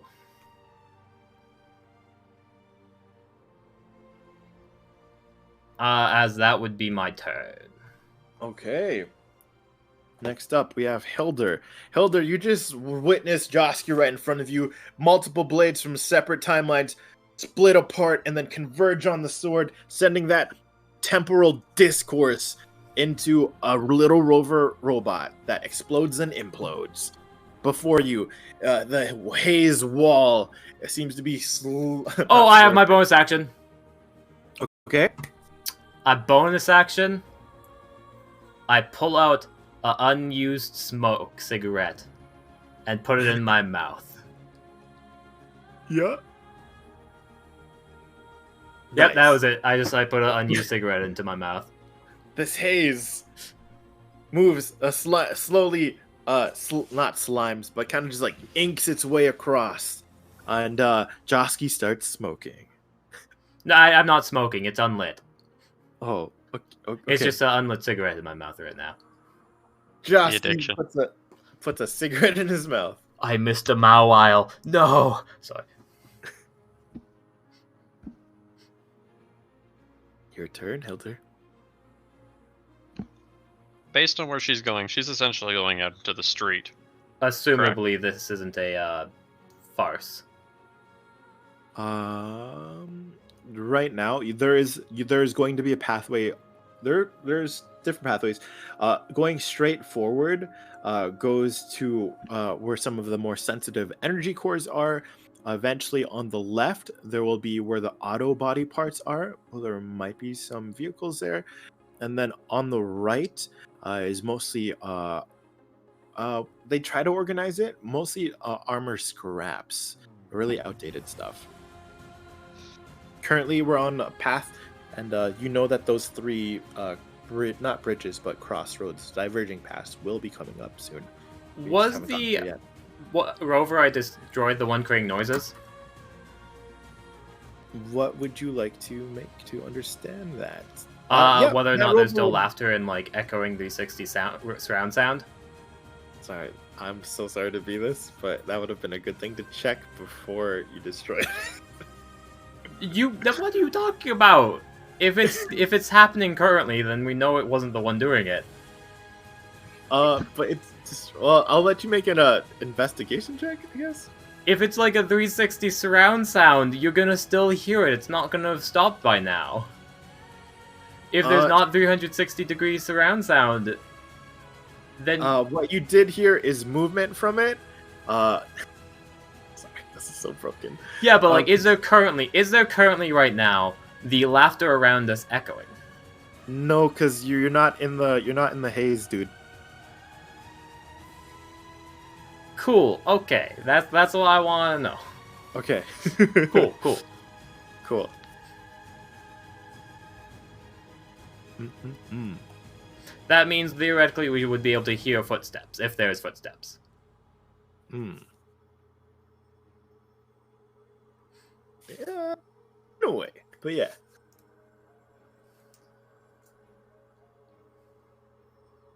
Alrighty. Then in that case, I'll get to it. Yeah. So, with the guns movement, I'll move up the 30 feet. So I'm technically what at that point? How many feet away from the sphere? So you're 15 feet away from Josky, and then Josky is 30. You're 15 away from Josky, and Josky was 30 feet away from the edge of the haze. So 45 to get to the edge of the haze. Okay. That means I'll be 15 away again. From that, I'll walk like a plebeian. I'll actually I'll use the guns movement 25 feet, and then 5 feet to return it up to my to just hovering above my shoulder. Cool. Okay. Then I'll use my 30 feet, so total of 30, 40, 50, 55 feet. So I'll be in the haze. Cool. I'm assuming it goes back to Super Echo mode. Yes, you see. Oh, so you don't see Josky in these illusions. You see Samaria, Micah Zuri, and also Hot Clint. I think there's just a moment of getting caught off guard again because it's like Clint, who's described as this middle-aging cyborg man. You also notice they have like antenna horns too, which isn't part of Clint's MO. I don't know what Clint's MO is. There's some illusions with Hot Clint, since we don't know her name, with an arm and without an arm. Hmm. That is what you see once you enter the haze. So, Clint, sorry about this. After this is all over, do you know anyone? I heard you're tech savvy. Do you know anyone that's good at programming and has like a gig for music? I'm looking for like a tutor at some point. I assume you're kind of the do a job kind of gal, and then you're pretty chill after the fact, unless someone slights you like your boyfriend. God, he destroyed the rover. Okay, I have to navigate this. How would he respond to this? How much is he watching? Yeah. I have transcribed your words I've transcribed your words and sent them to the proper recipient. Perception checks your eyes. What do your eyes look like? What do Hilda's eyes look like? Yes. Hilda's eyes are kind of like they're a nice hazel brown.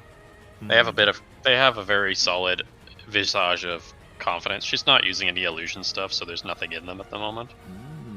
She's also technically wearing the sunglass or like the Google Glass. Oh right, yeah.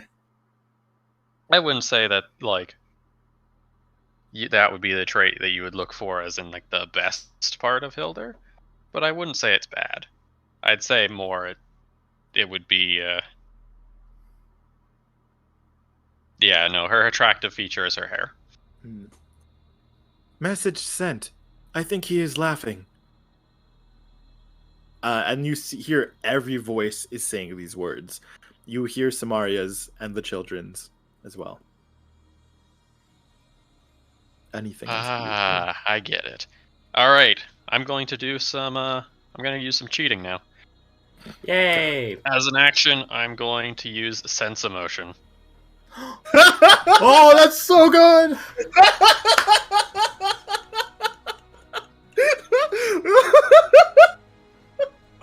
Walk me through it.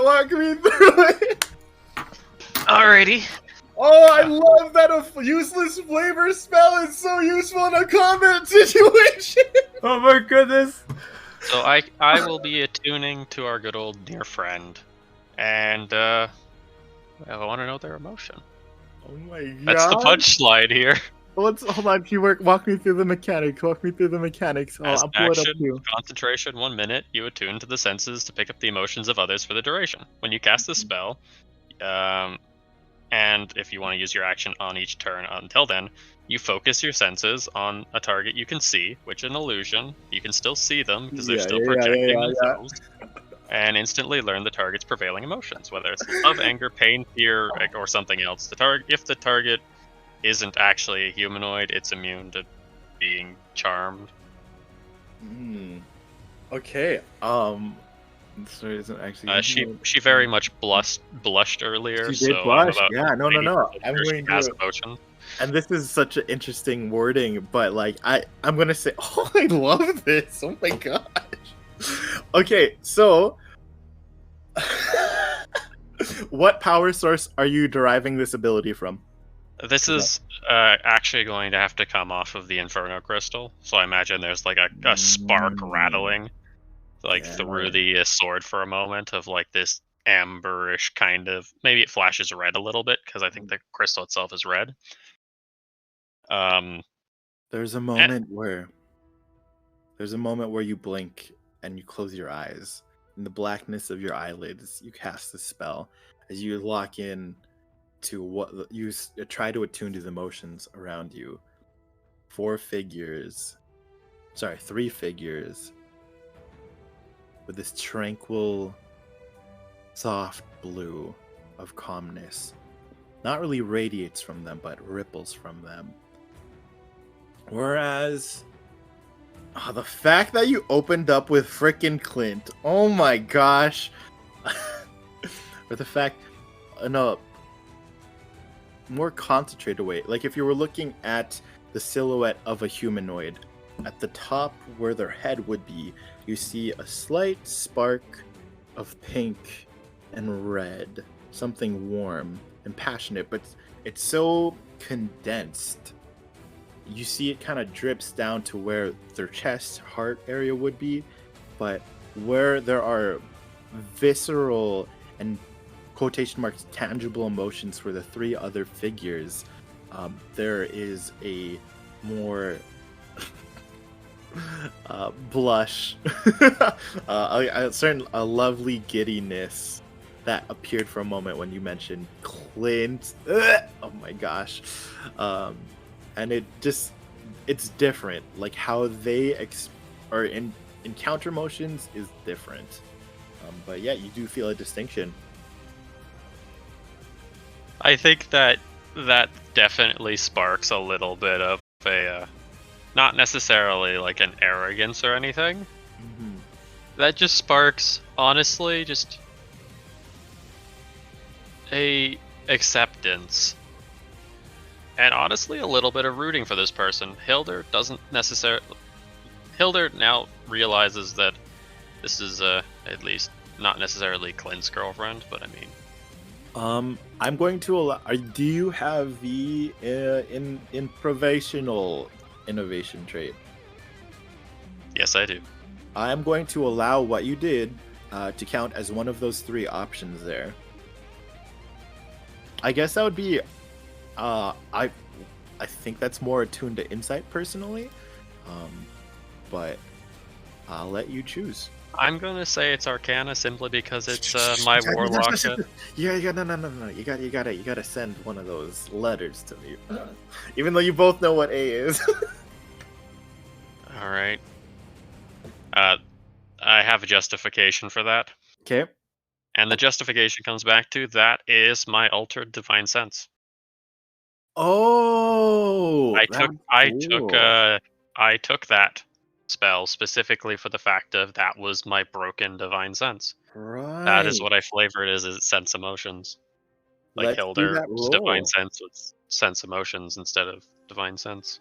That is very juicy. Alrighty. Well, lesson of the story: we love a good recon ability. Exactly. And I knew it was something right up your alley. I mean, what? Saw right through me. Ugh. So I'll just I know where they are right now. Mm-hmm. Like I can outline MC Tech Samaria, which I mean might have been confusing beforehand if they all had different emotions, but thanks to the mind control tech, it narrows down who's who in the zoo very easily. Yep. Let's get that Arcana. Let's go. Make sure you add your improv. That's 8. Not good. That's such a conflict because like you understand. Yeah. I know where they are, and I'm going to trust their emotions to guide my. I'm gonna trust not my emotions. I'm gonna trust their emotions. That was the most anime thing. You are hacking in terms of identifying where they are, but you are also juggling with the effects of the illusion as well. So it's like you're having multiple feeds kind of converging, but you just need to tune into the right one. Anything else with your turn? Yes, I think there will be. Cool. Using that, I think I'll Hexblade's Curse. And the whole reason I'll Hexblade's Curse is because my Hexblade's Curse is the hyper-focused tunnel vision.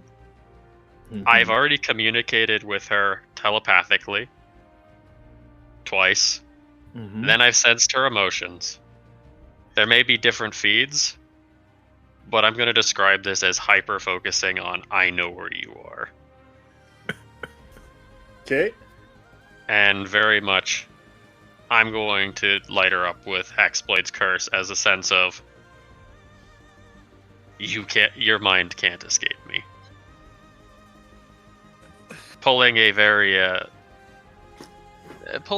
on-brand for you thing to do. Ooh.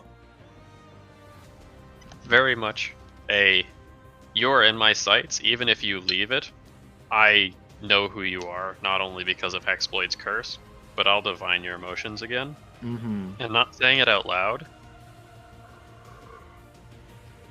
but just the sense of, next time I'll be able to do something.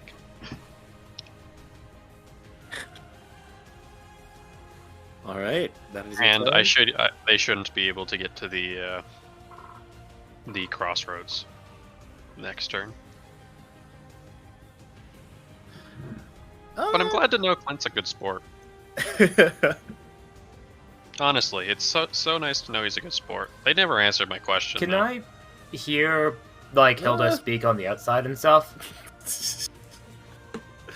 He's just laughing. All right, that is your turn. Can I hear Hilda speak on the outside and stuff? That was telepathy. Oh, good. Never mind then. So you probably heard it's been relayed. That is a good question. This bubble seems to insulate different senses. So within this sphere, the sound that happens here. So especially when the haze left you guys, it was this cacophony of different sounds and laughter and voices. And then as soon as you guys, as soon as it exited your proximity, it was just actual real life noises. Okay. Mm-hmm. Cool. All right. Fake caliber. I mean, from that, maybe she wants to come say hi herself. Arcano virus detected. Initiating suppressive fire. Here we go. This is an attack roll. 21. All right. /R. Booming blade. Oh, sorry. Gosh. I'm sorry. Okay. I just want to apologize, but here we go. Hilder, as you can she start see the fog? on... Sorry? Can she see the fog, or does she have disadvantage too? Are you talking about the caster of the Crazy spell? Lady, yeah. Is Crazy Lady free to see through everything, or is she also affected by the inability to see things? Is the question. She is the caster, and the effects of this particular spell, she has full awareness of what's happening. Okay. More. Hilder, as you... Oh, this is a good throwback. As you lock in with your mind, you see that the illusions of this hot Clint, every single one of them just stop and look at you with these piercing, these natural blue eyes now turn to a neon green and start locking in and analyzing what you're doing. In response, they each raise up a hand. Initiating suppressive fire. A blast. Looks like it was coming straight at you, but appears to go straight up from your chin. And as you are a little bit rocked back a little bit, you see that there is a little bit, not really a donut, I'm going to call it a donut, a little puck, a little black techno puck with a little green blinking and beeping light at the very center of it.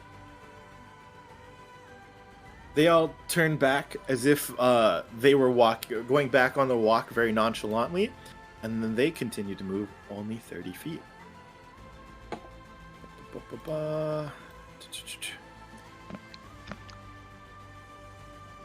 Only 30 feet. Only 30 feet. You are once... Oh, actually, I guess you are out of the haze. Again.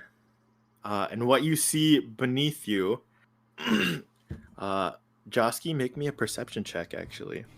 Perception check, okay. Mm-hmm. 20, natural 20. Nice. You recognize the explosion of SIPE data management. You see that right beneath Hilder is one of those explosive mines that he used. He used several to take down SIPE data management. But you see... Ooh, let's bleed this into another thing, actually, though. You are starting to see figures in the fog a little bit more clearly. Now that you've seen... now that you know that there's a rover, those little rover drones driving by, you now see... I'm going to let this carry over once you enter the fog, actually. But remind me of that natural 20, okay? Okay. Okay. Cool. Yeah, so you recognize that it's one of Clint's little mines, and that's pretty much it. That was Calibur's turn. And now we're here at Josky. Did I do that turn order right? Yeah. I think it's being trapped. There's a lot of mines on the ground that's being used by Clint. Do you know which one of those figures in the fog is the enemy? Yeah, I think I do. Which one? Can we see the figures in the fog right now? You guys are outside of the fog. Oh, we can see like the general figures of where they are. We can't see. I was going to say, your natural 20 will have a benefit as soon as you enter the fog, Josky. Last time she was running on the far left, or wherever she was running. Far left? Okay. She's current. For all you know, it's still a straight line of 30 feet. That would be to the edge of the fog. She could have changed, but I want to pretty much get the general location of like where the person is, so I know where to run to. Yeah, you know where the cloud is, yeah. But like, I mean, like the person inside the cloud is generally where they might be. Because currently, I think you are 60 away from your last turn. I would be 30 feet. 30? They didn't use a dash action. I was right next to it. They moved 30, right? No, the first time they used a dash action, Hilder came up to the very edge of it, and then... Ooh, wait. Josky came up to the very edge of it, so they I moved was at 30 the feet of away it, and from then they where moved they were. On their turn. I assume they didn't use a dash action. So this current turn, they did not use a dash action. The one prior, they did. So I should be 30 feet away from the you edge. should be 30 feet. I'm so sorry, yeah.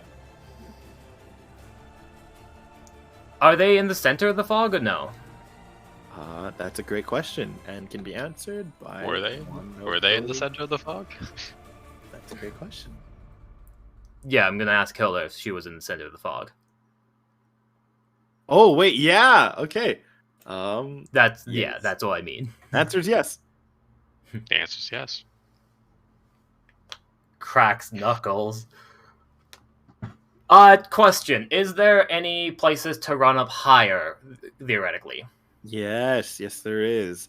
On your left, there's a mound of junk. It's going to be difficult terrain, but you will be able to get a... I am absolutely ignoring that completely for now. Okay. As I am running forward with my movement action. However, with my bonus action, I am going to use my racial time warp bonus action, teleport 30 feet. But thematically, it's going to be essentially I run up there about at the top of the garbage pile. I like run the rest of the distance and jump off in like kind of like this echo format as I like slowly go into the fog. I am not within the fog. Okay. I cannot be disoriented as I am theoretically teleporting to that location. All right, yeah. As I am pretty much teleporting to the behind to hopefully get advantage, and I am just stabbing this person. Ooh, that's as essentially, as I'm like, I imagine it's like happening at the same time. I almost split in two. I'm like, before I enter the fog, I disappear, just flying from the side to hit this person. Okay, so you're jumping, you're climbing up, you're jumping, and then you're using some geometry skills to figure out where the heart of the I'm haze is tapping from the into the outside. right timeline where I get it right to teleport into to the right position. Hmm. Because I'm just regularly running forward, 30 feet teleport to the right location. Okay, Which that teleport is, I'm gonna say, the timeline where I got things right. cool. I'm going to help this. I'm going to let this bleed into the perception check for the geometry of figuring out where the center is. So, yeah. Oh my gosh, this is so interesting. And it's a teleport, so I literally don't have to actually move through that. I do not have to navigate. Okay. So theoretically, yeah. can I get advantage on this attack roll because I'm appearing out of nowhere to attack? You know what? Oh, that's so funky. I love that. Let's do it. I don't know if it's I feel I'm like not that's sure. borderline Ooh. not very like yeah, it's pretty innovative, but like I feel like it might not apply. Oh no, that's innovative. Go for it. Cool, I think cool. okay, 5. there's two deals here. I think you will have advantage. You will have advantage on the attack roll. In terms of actually locking down the target, spoiler, there are multiple targets within that proximity. And I'm assuming you're attacking from airborne. So there's there's a cluster at the epicenter. I will allow you to roll. Who's in there right now? Yeah, also add the fact that you mentioned that he was going to get a bonus from the natural 20. Yes. So do the perception first? Let me explain first. Okay. So there's a cluster from the amount of people or beings or things in the sphere currently. We know that I have a name for it. I can't say it out loud right now. So we know that she's at the epicenter. You got that information from Hilder. You're doing your geometry check. We're allowing that from the nat 20 to let that be perfect geometry.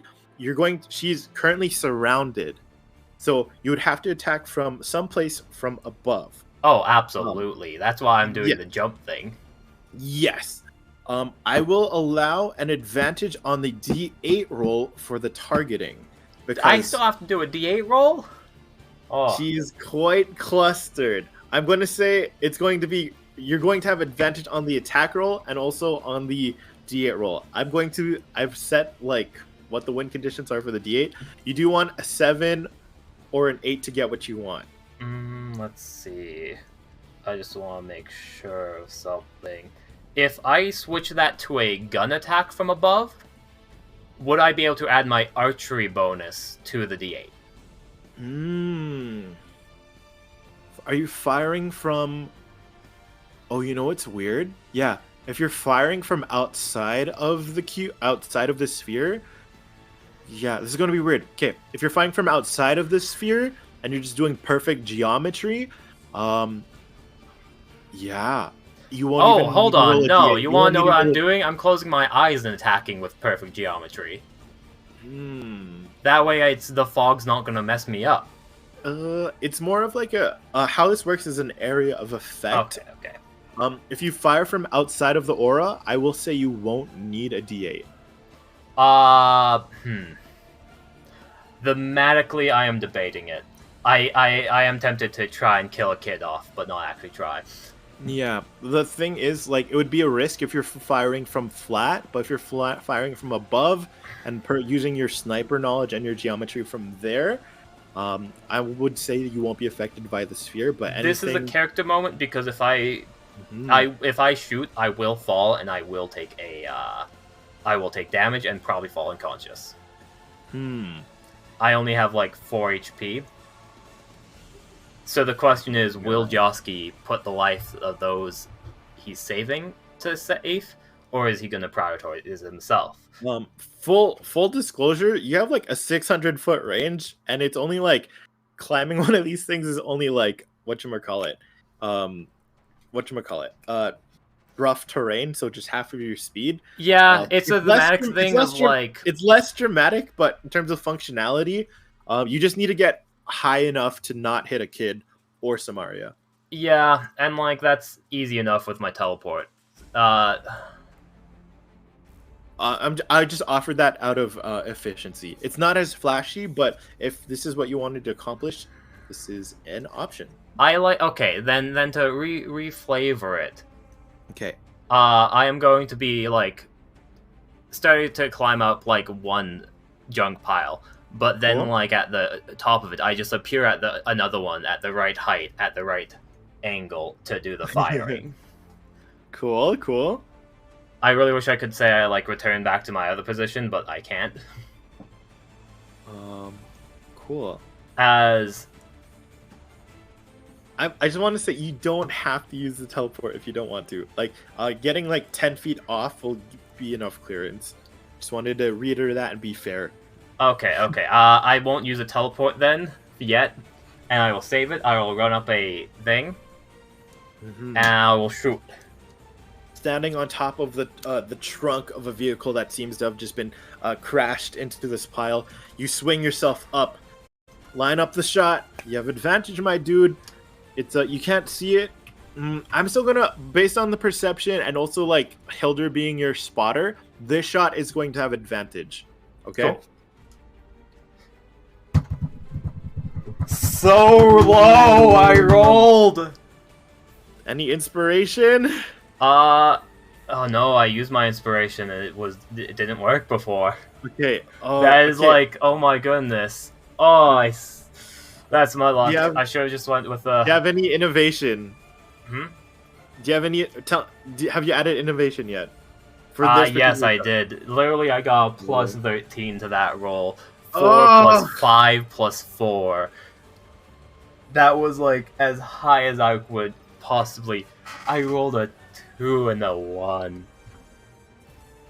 Roll me a d4. To kill one of the kids? Roll me a d4. Y'all told me. Oh, I did TJ. You did it, TJ.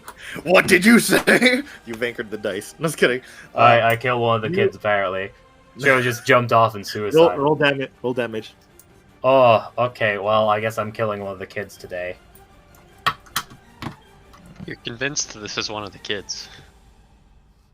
Oh yeah, absolutely. Absolutely. Should I roll poison damage with it? Yes. Okay.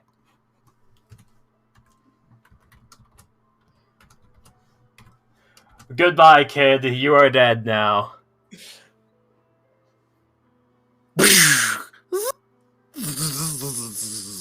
Yep, wait, you guys can't. Wait, hold on. You can't hear inside of it. Never mind. The audience hears that. You guys went like, "Oh, I don't know if that hit." But Josky, you do have your natural 20 lent you an attunement to finding where the rovers are, and you are pretty confident you just nailed one. Okay, cool. Didn't kill a kid. I gotta go pee real bad. I'm gonna BRB. Let's go. Should we intermish? I suppose so. I think we should, because I would like to pee and also eat. Yeah. Yes. Mm-hmm. Alan has a question for you when you get back. Oh, hi. I could ask you now if you wanted.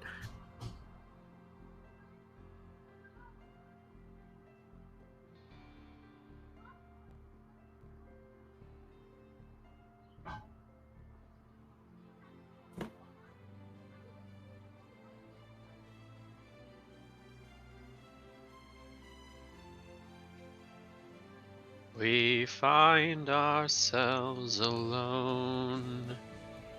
It's under the moonlit sky. Based in our own minds, we cannot hear them cry. For the waters, they will come and wash away what I have done. Oh, I don't know where I go now that you're beneath the waves. Now that you're beneath the waves, the years are crawling soon. They temper and they sway like the autumn, like the June. One day we'll meet again. We'll see each other sing.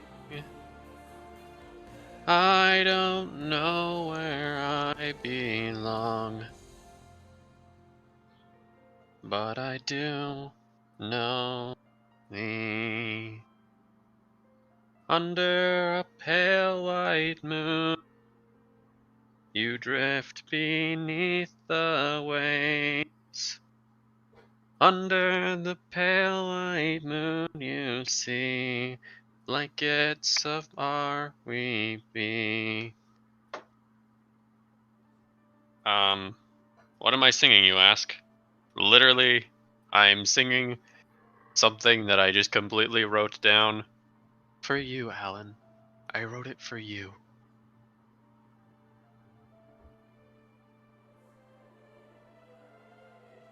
That's it. That's all I got. I had a guitar. I didn't play the guitar because when I tested it with my mic, it just kind of drowned everything out. But imagine there was a guitar playing there and then it's done. Easy. The pact has been completed. I have returned. I'm not. I'm not a musician. Oh. Oh, sorry about that. Did you do your song? No, Alan's waiting for your song. You said you'd write it though. Yeah, I wrote my song. Oh my goodness, you aren't even gonna give me a song to sing? That was the deal! The only reason I haven't sung is because I've been waiting on you! Times change. I'm back. I mean, Alan, do you know what? I didn't hear what song Justin just sung, but like, don't you want to hear me sing it? Oh no, I have to choose.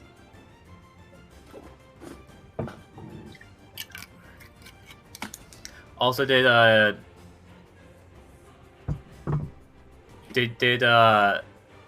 SMA?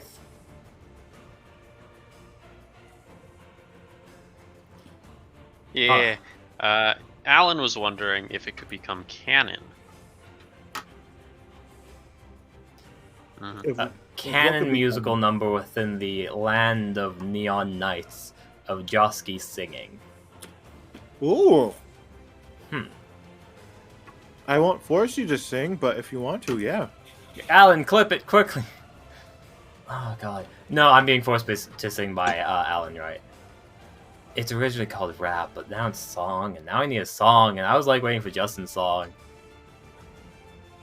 There was no song. I don't know what you mean. Watch the VOD. Okay. There is no VOD. This is a bond only me and Alan and Tape and Arcady Lava. This is only a bond we have. Sent to me, it was so good. Oh my. Okay, I got. I honestly gotta write it out online because it was on a piece of. It's on a piece of paper.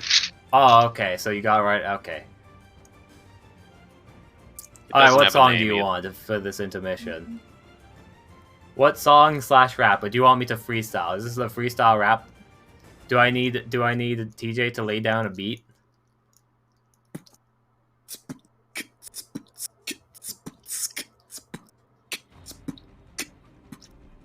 I'm waiting for the answer from Alan just so I don't have to do something and then redo it. Oh, Yeah, I'll just I'm being bad. I'll take a break. I'll take a break. Yeah, take a break. You just get yourself hyped up. You can do the rap battle. I believe you. Battle your inner emotions. Hippity hoppity hoppity. Crown Boots of and the cats and boots Emotion and cats Hunter? and boots and cats. Sorry, what? Crown of the Emotion Hunter.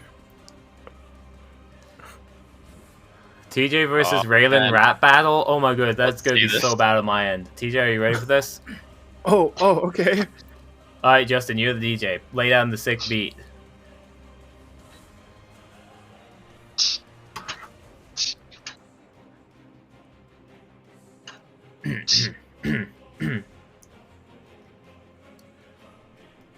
TJ, more like totally justified. Do you know what we must find? We got hold on, I need to kill the shame inside of me. But I don't want to say okay, this is a rap battle. So here's the thing, I'm gonna make it you start, TJ, because I got a plan that only works if you start, okay? I'm bonus action disengaging, okay? Okay. You start. DJ, lay me down a beat.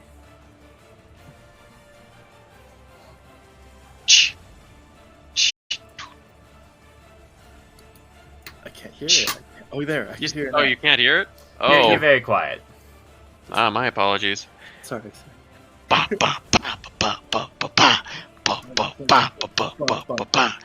name is TJ. I'm a pretty fly guy. Shout out to my boy Clint, who only has one eye. I don't have anything else. You think he's a nice guy? Well, I think he's a small fry. I'm on my way up, he's on the way down.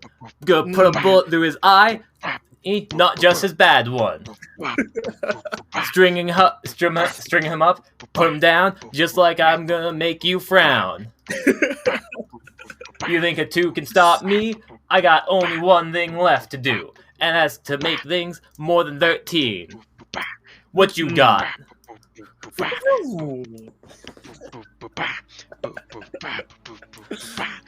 Hey, Raylan, I think you're really cool. You better watch out though, because you're about to get schooled.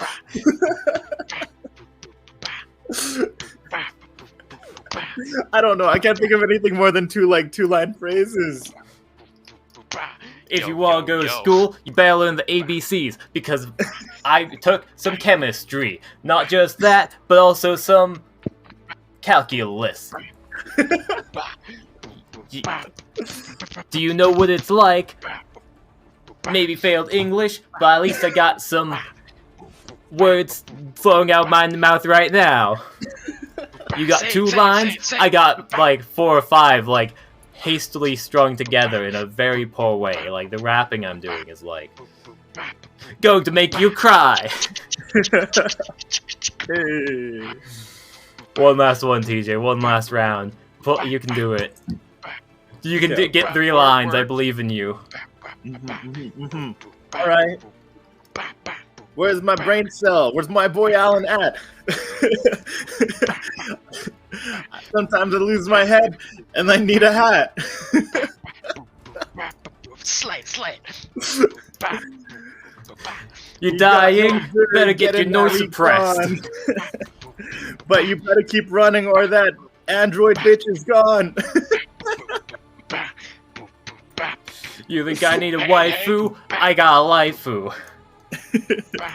Soon I'm gonna be on the very top. Rule of cool, that's my new school. You ain't gonna get me with my shooting game, because I'm gonna stab that hoe more than you know. Cut! Whoa. Save jam. Shout out Jason for that beat. That was juicy. I'm sorry I couldn't bring anything valuable to that. That was juicy. Can't wait to rewatch the VOD to see your music song. There was no song. There was just me rapping. I hope you enjoyed that, Alan. Is the hero finding me down at the 0? We found her in the street, but that's not where we gotta meet. And I say that on who? That on me. We found a caliber free. Hey. We freed the slaves, we saved the day, and now we are the knights. I don't know. Was that improv or was that what you wrote? Because gosh, off the top of the dome. That was improv.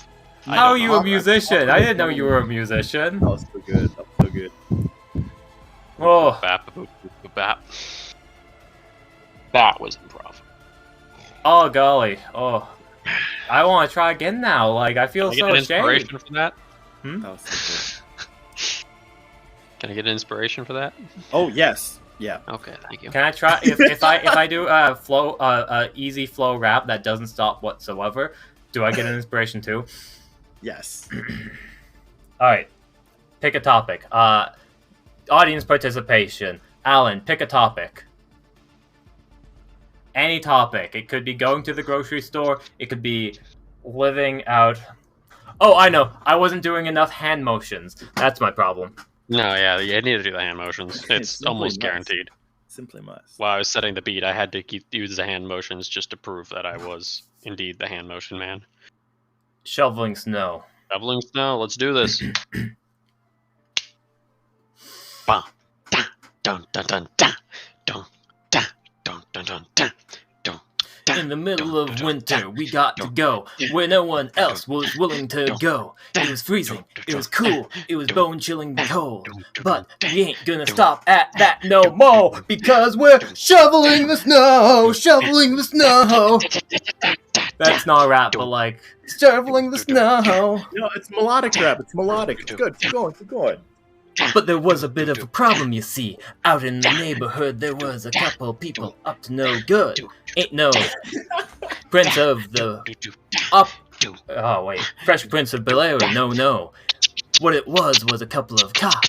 They were shoveling some snow too, but they didn't know that I was out for the hood. I ain't gonna let no show-snuffling cops beat me to the punch. So I slashed their tires, making sure they couldn't do any snow shoveling no more. When they were so confused and suspicious, they were out rubbing the gloves together. I already shoveled all their sidewalk for them. They were none the wiser. They were none the smarter. They were none the wiser. They were none the smarter. We got it over them. It took them 50 days to fix their tires. 50 days to save their liars. 50 people died that day. It was a tragedy. Snow. What did I do? I could have just let them shovel the snow sidewalk. It's true. But no, because they couldn't drive to work. No one could stop them. They were the only ones who could. What have I done? Just for some fame and glory. You've killed them all. Wizardy word. There we go. Rap session done. Inspiration, everybody. Oh man, I'd like to use my inspiration. No, I'm kidding. I'll do it. Whoa, The dice alright. tell a story. The dice tell a story. And inspiration is us backseat writing it. Forcing it to be, except I haven't yet. I'm glad you're loving it. So great. So great. Whoever knew we'd only need an improfessional rap sequence to damn ourselves to the pits of the ever-loving hell. Honestly, I did a lot better with the snow shoveling than I expected, so I'm Yeah, impressed. it turned out Good. good. It's good. Mhm. Can I scroll down yet? No. Oh. Alrighty. Alright, so Josky, You shoot running up something the and we don't know pile, what it is. Okay. glitching a bit on the way, ends up turning and shooting it down into the smoke. No sound is emitted, but I figure I probably hit something. Did anything change with the fog or no? Not that we can see. Well, the nothing changed with the fog, but you're pretty confident you hit something that runs on 4 wheels. Cool. All right. Hilda, it's your turn. What All you right. see, the turn is coming up in about 50 feet into the carway, and then on the right side of the path, it's the old armory, and then another for 100. Actually, probably 200 feet. It's the energy stuff for if going forward. I will draw this. No, I won't. I refuse. Theater of the mind. Theater of the mind. Everyone, take your tickets. Let me take your tickets. Thank you. Okay. So the apex is a solid 45 feet away from me? Yes. Okay.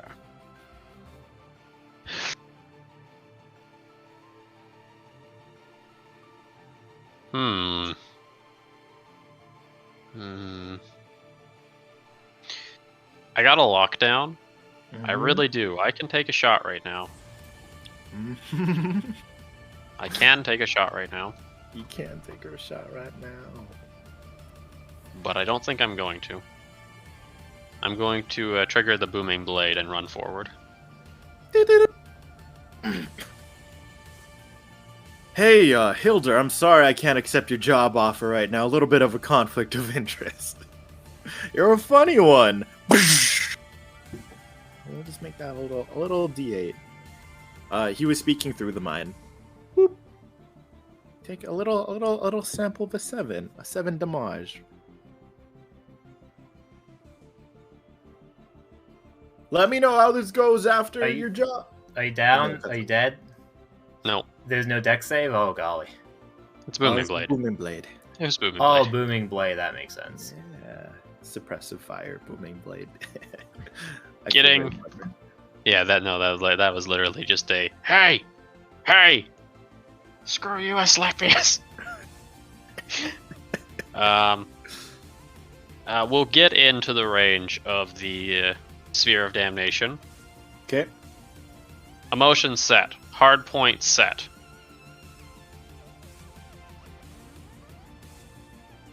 You're in the mirror. I'm going to make an emotional shot. Shoot with your heart. This is some Dark Tower stuff. As long as I'm not the one killing the kid, I'm fine. Alrighty. I just imagine getting into range. Hilder just takes this blast, rushing past like straight out of an action movie, getting into the hero sphere of illusions and disillusions. With that, she focuses her mind, cheating very much on the emotional sway. Not only does she have her Hexblade's curse, she has almost like a full understanding of the enemy's location. It's not so easy to bury love.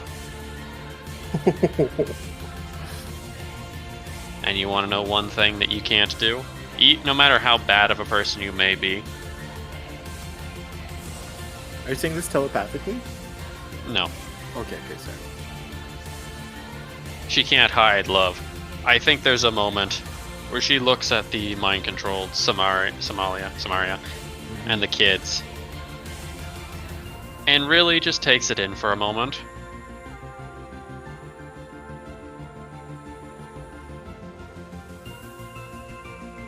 I never really got your name, she'll say out loud.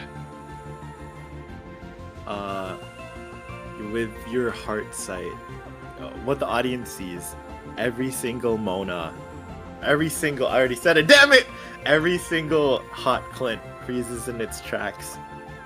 Each body facing a different direction, but every head pointed at you.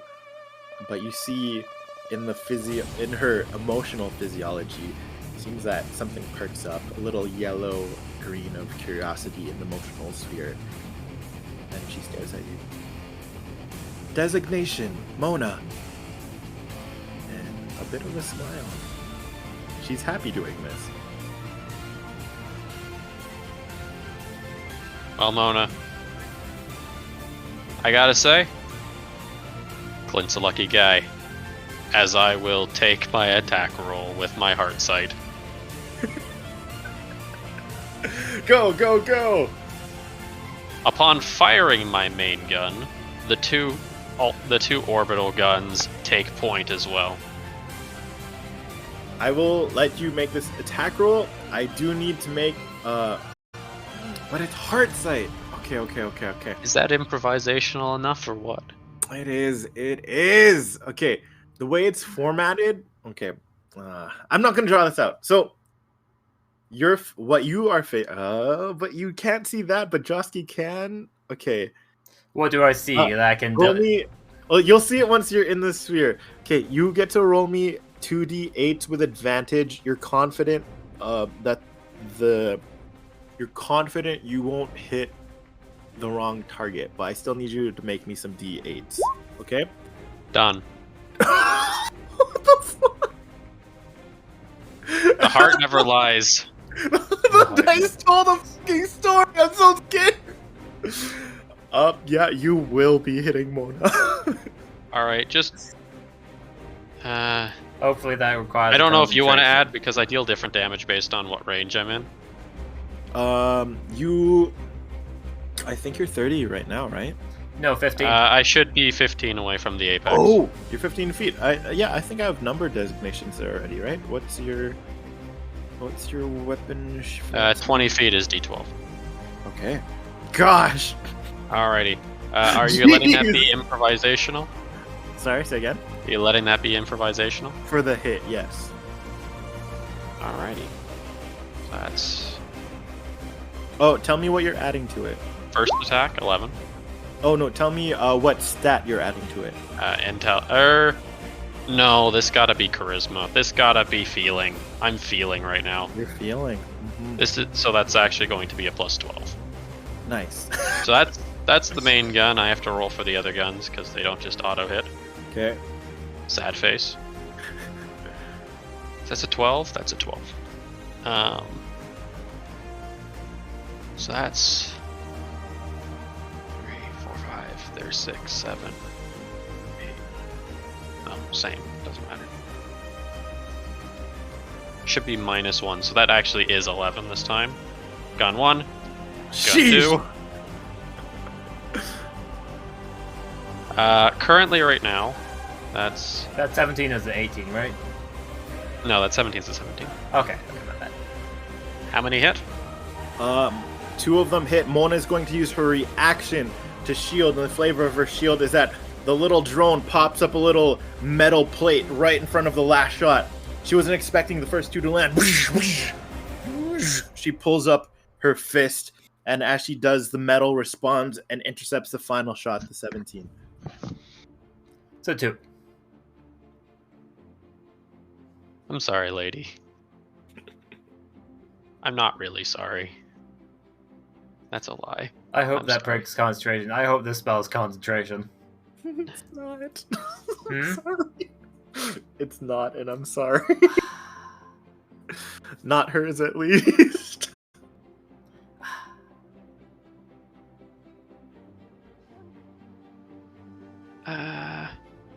Sorry, I just got these things.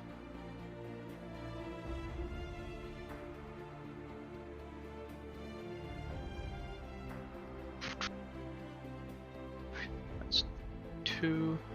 That's 4. Let's crunch it all together there for a second, shall we? So what are the weapon stats for your familiar thingers? They only deal D4 plus Okay. prof. Cool. They're not as great as they are, but because I have Hexblade's Curse up, they're going to take an additional proficiency damage per shot. Okay. That's a 19.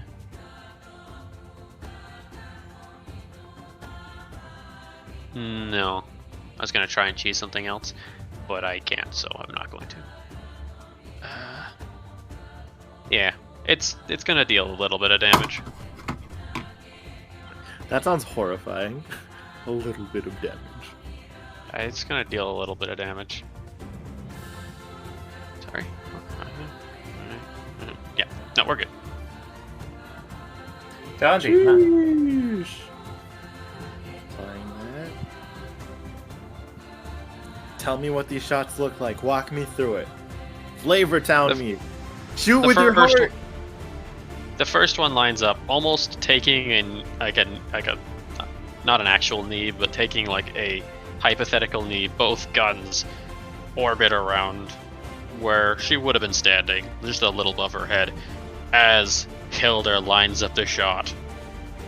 She's confident she's going to hit, without a doubt. She's got exactly the lockdown. From the 2 orbiting guns, they prepare almost a charge as the main gun fires. The blasting radiant round surging forth through the blinding mist, almost parting it for a moment. Immediately after, 2 blasts, lasers of deep amber hue.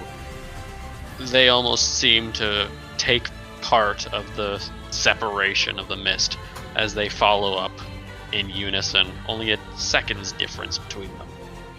The first one hits. I imagine that this is a more Hilda shoots more for like body, just because of robot training. She hits for the core, so I imagine that both both the attacks manage to hit around the core. Mm. I imagine the first one hits, and it's like pretty chunky, to be honest. Yeah. And then the laser hit, like the shield pops up as the laser just sears across maybe her midsection. The final one just barely deflecting off. I don't know if it's a barely or not, or just impacting to the shield. What the audience sees, chunks of Mona's body being absolutely sent flying back, still standing, but looking incredibly almost skeletal from the amount of body that she's lost. It's reflected, almost being surrounded by like a graveyard of mechano zombies with this pretty horns and hair and beautiful blue eyes. On the emotional level, you see colors of deep dark purple, a pulse, not as strong or as concentrated as where the head centers and the heart center is, but like this permeating purple fear seems to slowly envelop the form of her emotional forms, limbs, and her entire being. What do you say, Mona? You have more to say? Sorry, what? I think it's just what do you say, Mona, leaving her to fill the gap of what she believes that Hilder's implying.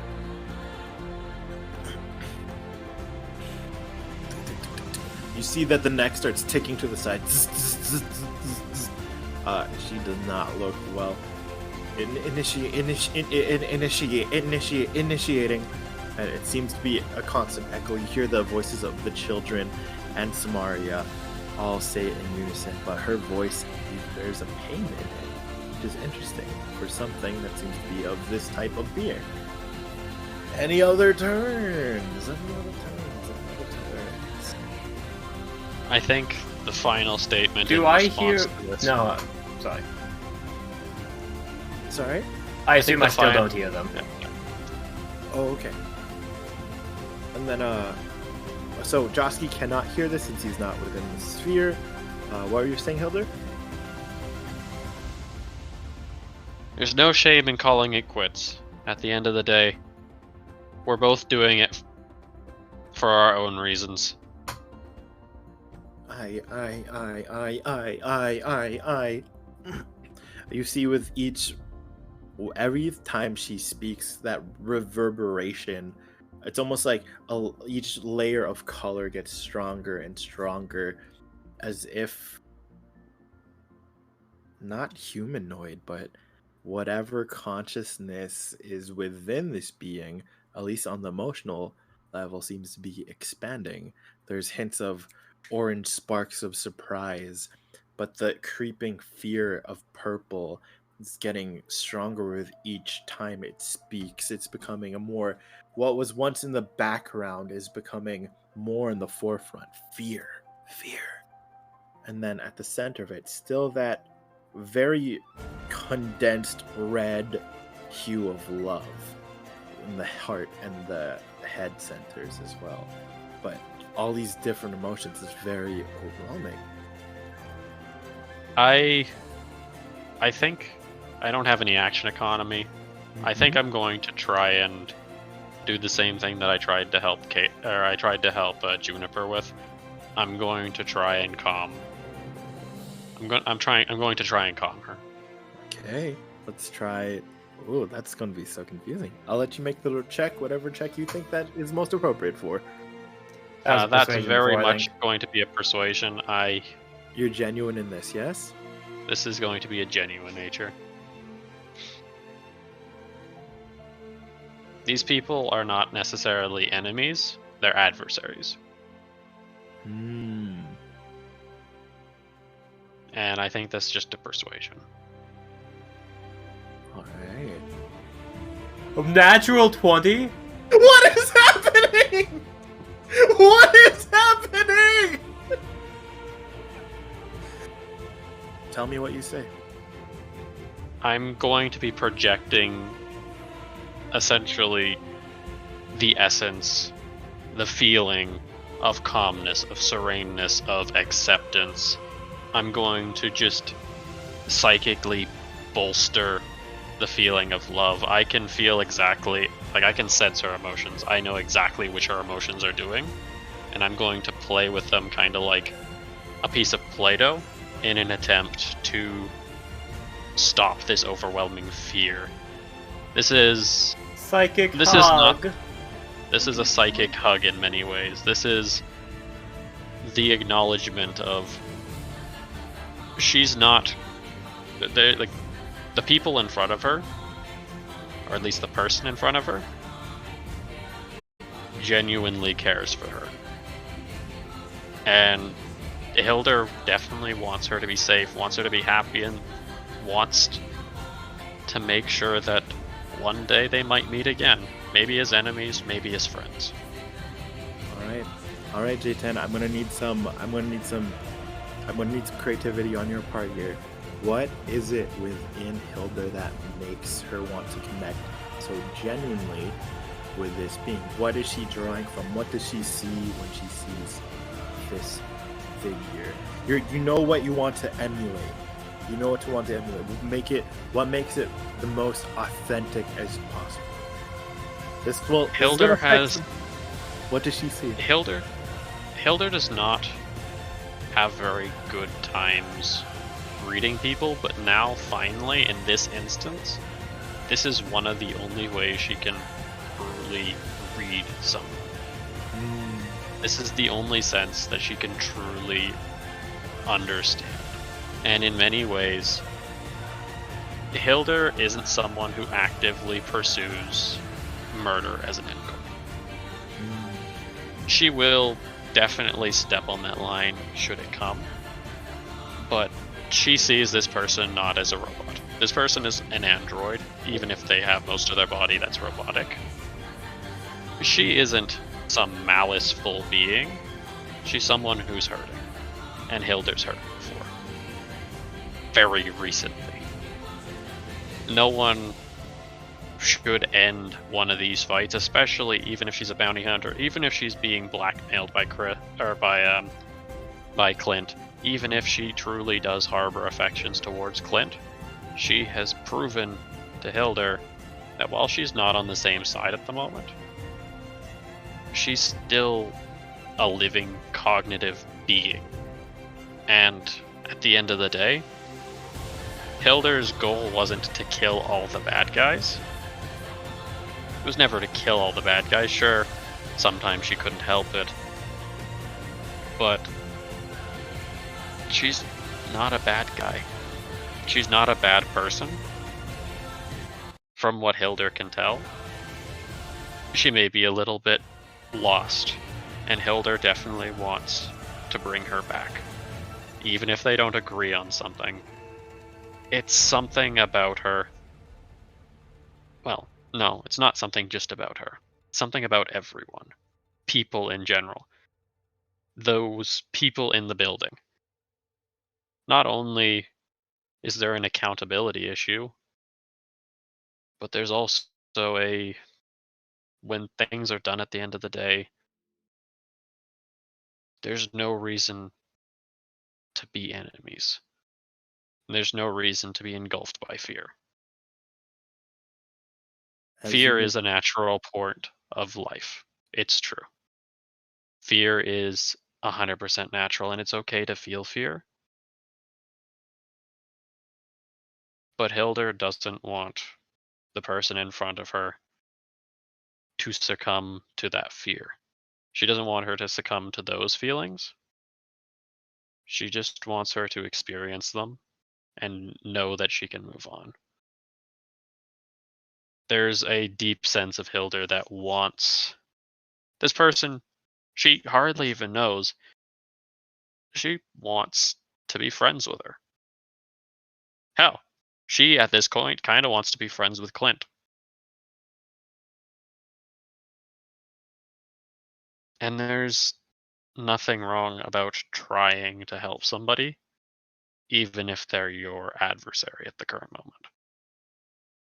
There's nothing wrong with that. Because at the end of the day, situations may be different.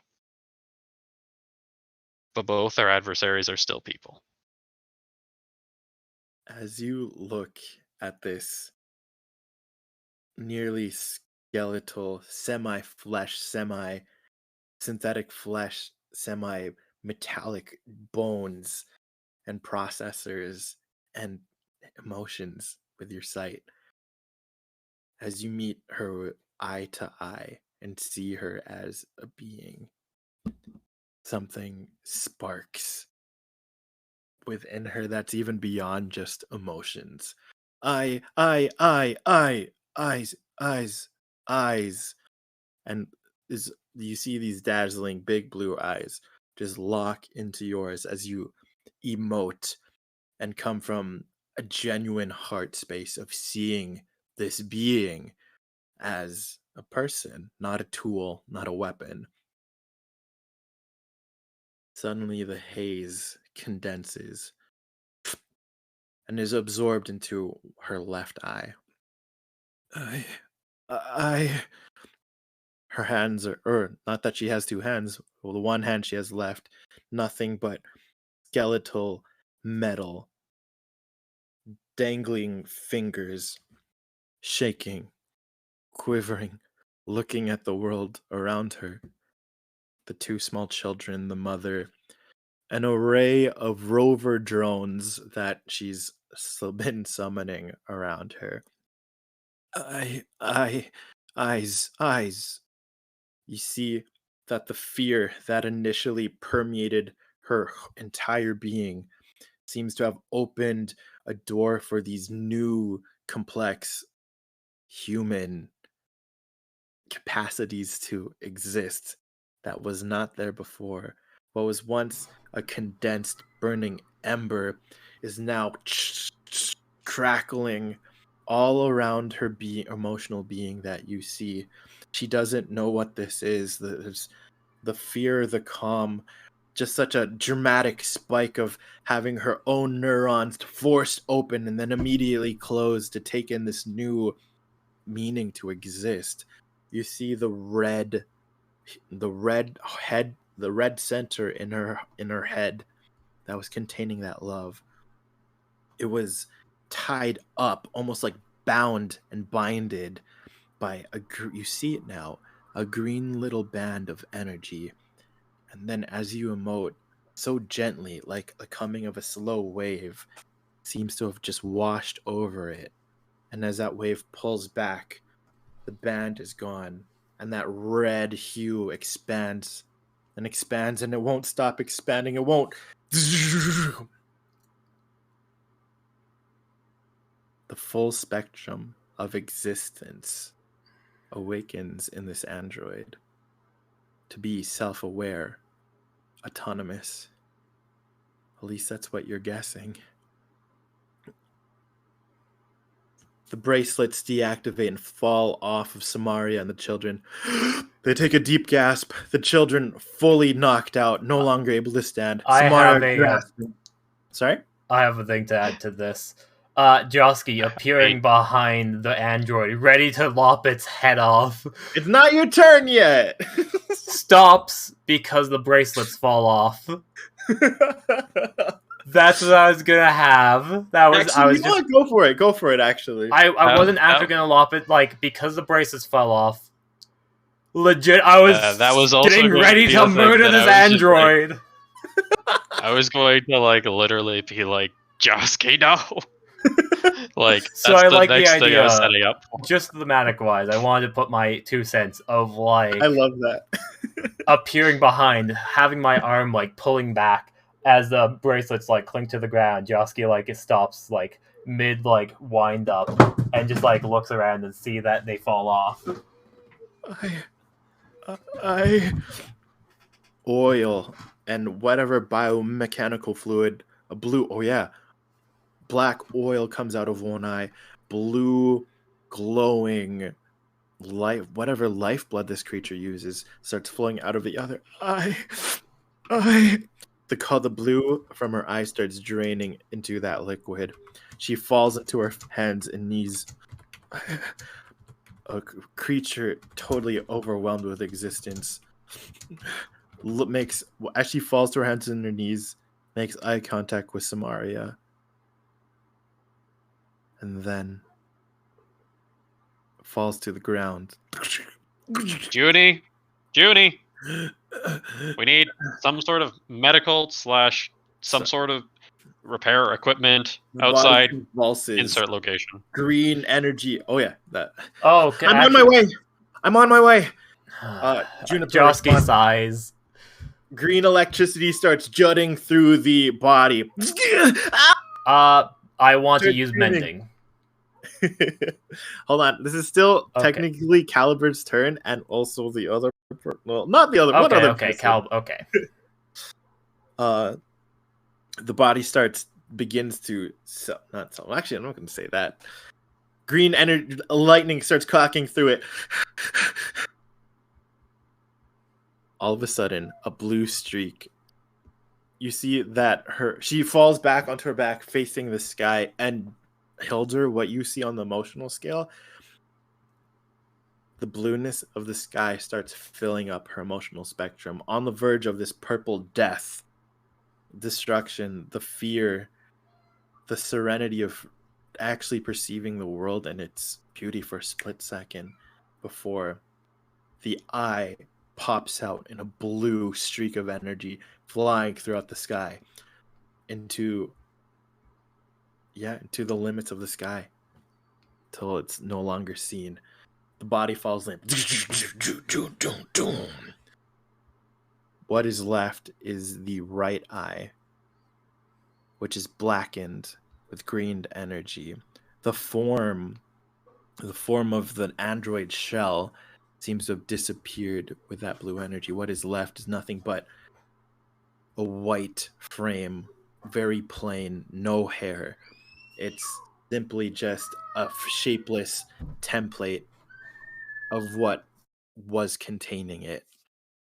The eye looks over, scanning, makes eye contact with both you, Hilder, and Josky, and goes, "What have you done?" And the frame fully drops, just like with the bands. Sorry, I'll just make I'll like in hopes that he might see me, just kind of like gesture like, "Hey, call phone, call me. Call me." Whew. He might not see it, but I'll have that. I'll say like as it was like very slow, so there was time to make that happen. If it's very slow, I can write down like my burner phone number. Oh my gosh, he gets half of it before it dies. As you stand, you know your ex-girlfriend's phone number? Hilder to Josky. Yep. Josky like looks at you, just like, the fuck are you talking about? Josky was in a bad headspace. Just like looks like, the fuck are you talking about?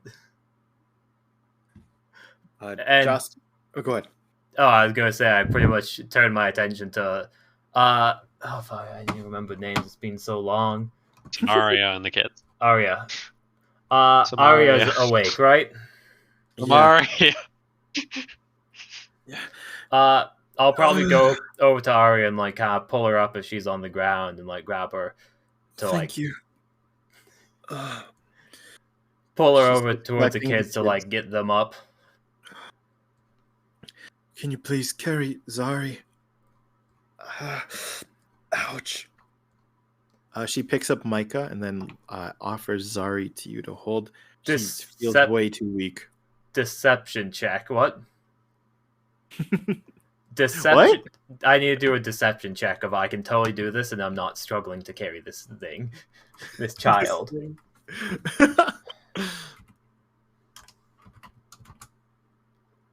Deception is going to be a only a +3. I don't want them to see my weakness. Oh, I think you gaslight yourself a little bit. I was like, yeah, I could get the adrenaline is so fresh. You're bleeding a bit. Actually, yeah, you still have fresh wounds from the last battle, and also getting shot from before. You look proper. You look just as rough as Samaria, even though she hasn't gone through as much as you have. The location isn't secure anymore. We need to move out immediately. Those blasted rings. Ugh. Why'd you even put them on? She forced them on us. We thought it was Caliber. Oh, I'm such a fool. She starts putting. She shoves her face into the hair of Micah, just fully ashamed, and starts crying. Such a fool. You stand in the scrap of the aftermath of the war in the scrapyard. Towering pillars of rusted metals just thrown together. Can I check my watch to see what they're like, my phone to see what time it is? Do we still have time to make it to the docks? It's a 20-minute travel, and it's about to leave in about 5. It might not even be worth it. There's cars here, right? Would we make it with cars? Yes, it's possible, yes. You'd have to be very, very fast. Actually, I'm going to correct that. It's going to leave in 10, but it takes 20 to get there on foot. With a car, it'd probably be like 5, I'm assuming. You got a working car somewhere in the scrap pile. Working car? In this scrap pile? You know that Rico... No, I think I know somebody who does. We don't have any time, as long as we can get it fast enough. Caution to the wind at this point. We need to get you on that boat. It's going to put a target on our backs, but I've come too far to give up now. I honestly thought he was just going to send his henchmen after us. I've never seen that woman, that thing, or any of those things before. I didn't know he was capable of that. The man who's after you, was it his voice that was speaking earlier?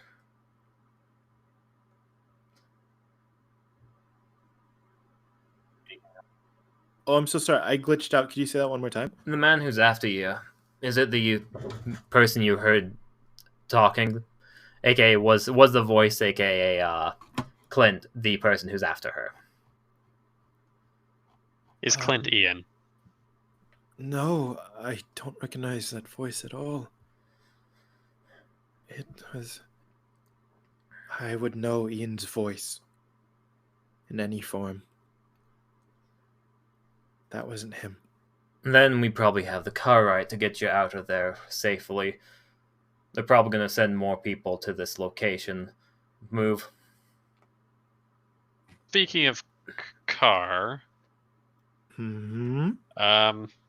Rico's I'll ask Junie to collect the broken bracelets and to be very careful with the robot frame. Okay. And even though we're like steps away, I'll call up Rico. She slams her hand on the ground, and a metal box appears and encapsulates and isolates all those things that you requested. Rico is at the left of that corner, but Josky's 100% right. The urgency is ridiculous, and and how beat up we all are. The options are running out, and the options that we do have, you get the sense we don't even know if it's going to be safe. Who wants to make a logic? Well, I don't know. Is anyone taking time to make sense of this situation? Absolutely. Josky's only good at that. He is in pain carrying this child with its 5 strength. Yeah. He has a thinking face on. His deception probably is just trying to work past the pain. Okay, so multiple things here. We're going to do a scene with Hilder and Rico. We're going to have a Sherlock Josky moment as they're coming back into the building. Let's make that Sherlock. Let's do Sherlock Josky right now. Tell me what you know, and then I'm going to set some modifiers based on what you know as a player. Okay, so pretty much as a player, I know that essentially I assume that this Rico person hired or is using Clint No. No, Rico's someone else. Rico's. Rico is a mechanic who Oh, went to sorry, grab a part. not Rico, but her husband, this lady's husband. Ian Drost. Yes. Ian Drost theoretically hired Clint to do this.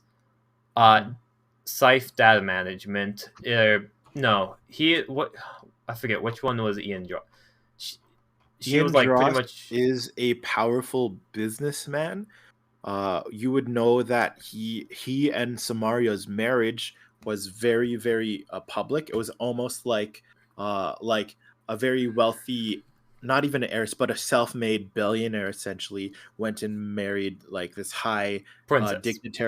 dignitary princess, you could say, of San Balmo, which is this half elven island which is known for neutrality amongst all the different great continents.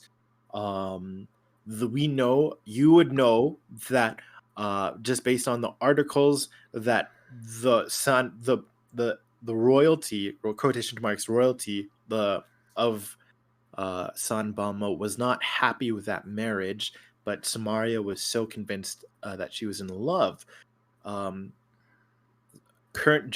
Fast forward to where we are now. She has kids and has found herself in an abuse, like that Ian Drost has become abusive, like something which was something she did not expect at all. And now she's currently trying to run from that. But he's a very powerful businessman who has very strong ties to the city, who is very conscious of his appearance. So him having a family on the run would be below his station. That happens to poor people. I'm the farthest thing from poor, kind of thing. So, yeah. Sorry, I just want to give you that clarity. What else do we know? And I'm going to let you make a check, and we'll add some modifiers based on what you tell me. Theoretically, there is the assumption that he's been working for Ian Drost the entire time. Because theoretically he used the same explosives in the Scythe data management area. So that's good. I'm going to assume that he's after Scythe data management as well. I assume that he is not working with them. He wants whatever information they had. I fucked that up for him.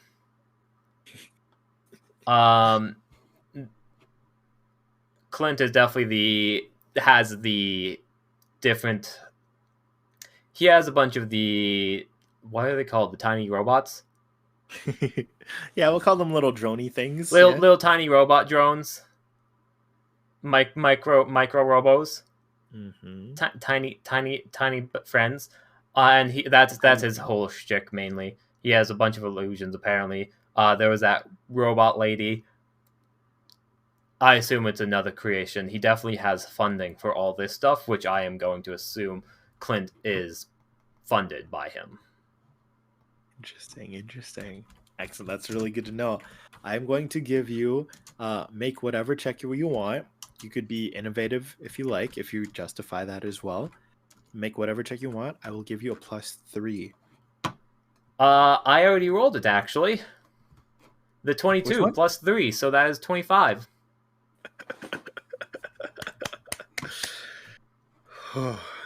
Okay. The biggest part that was difficult to bridge was what is Clint's connection to Ian Drost and Samaria's family. You suspect it's not like Clint to work for other people. He's obsessed with being the kingpiece, the one who's running things. He takes jobs, sure, but making sure that he's always coming out on top. You wouldn't be surprised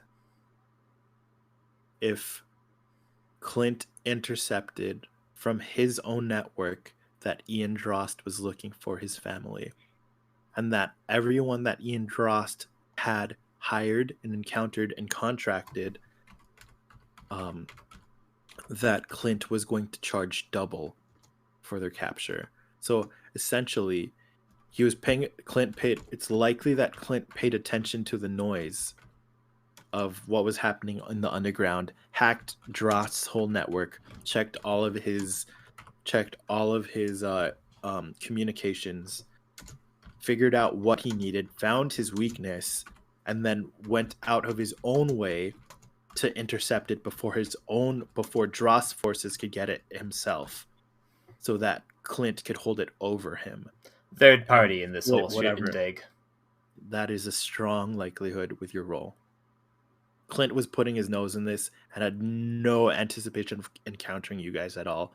He somehow was better at finding Samaria than Ian Drost ever was, or at least the people he's contracted. So you are confident Clint was a third party who was trying to leverage and try to exploit and extort Clint, or extort Ian Drost. So it is likely that Drost has no clue what Clint was trying to do, which means there's likely a fresh force of Drost's contractors still out and about. Okay, so in other words, we can't go full force to get there. Highly unwise. We still have There needs to be a change in the plan. You feel a strong sense of that. Yeah, we have to. The biggest variable was Clint, and Clint was not foreseen in the situation that was laid out in the tablet. So it needs to be regroup, replan. Yeah, it's assumable that because Clint probably won't launch an attack again, not soon. But it's still, you could assume that he put the tech that he was working with. You're 100% correct. He is well funded, but not likely from being under someone else's thumb. This seems like it's probably sunk cost fallacy. Either he's gonna go full in or he's gonna pull out, because he literally lost a high tech robot and stuff. You are 100% correct. He's either all in or going to be pulling out. That's excellent. Josh, 1 second, someone's knocking on my door. Okay. Whoo!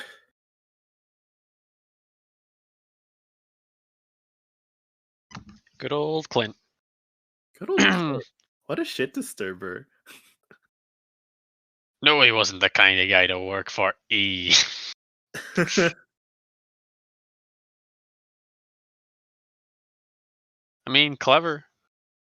Mm-hmm. Clever dude.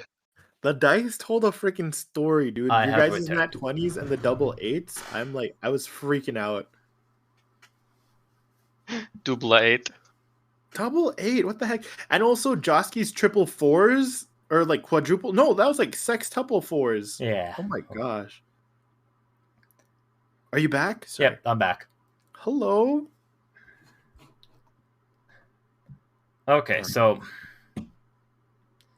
still adrenaline pumping. I assume he's put the kid down at this point. You set it into the lounge. You set the kids down on the lounge. You regroup. You see that Vincenzo is not collecting bodies, but setting them up in little cots where they are, and is trying to analyze the substances that were left behind. I assume Joski's sitting down, kind of elbows on knees, kind of hands in front of face, kind of thinking, press against the temple. Yeah. Thinking about the different options of, if we go now and try to make it, that's going to put heat onto us.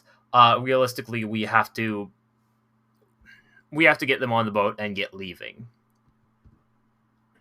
So realistically, we don't necessarily need to. It's the whole question of risking my life sort of thing, or risking everyone else's life. I would probably at some point pull out the tablet again just to double check, make sure there's nothing new written there. I assume there's not going to be anything new. Was your tablet the one that Hilder has now, or was that? Because I know that there's Samaria's earring, there's Callie's tablet, and then there's the one that you had, but I forgot which one became Hilder's the new temple. Do you guys remember that? Hilder? I believe that was Joski's. Okay. Just because it was the outside when it went all crack mode. Yeah. Right. It was mine. So referring to the tablet, you definitely think that's the next correct thing to do. We're going to. The idea comes to you. The wheels start clicking. You start running your simulations. Anything else that we do?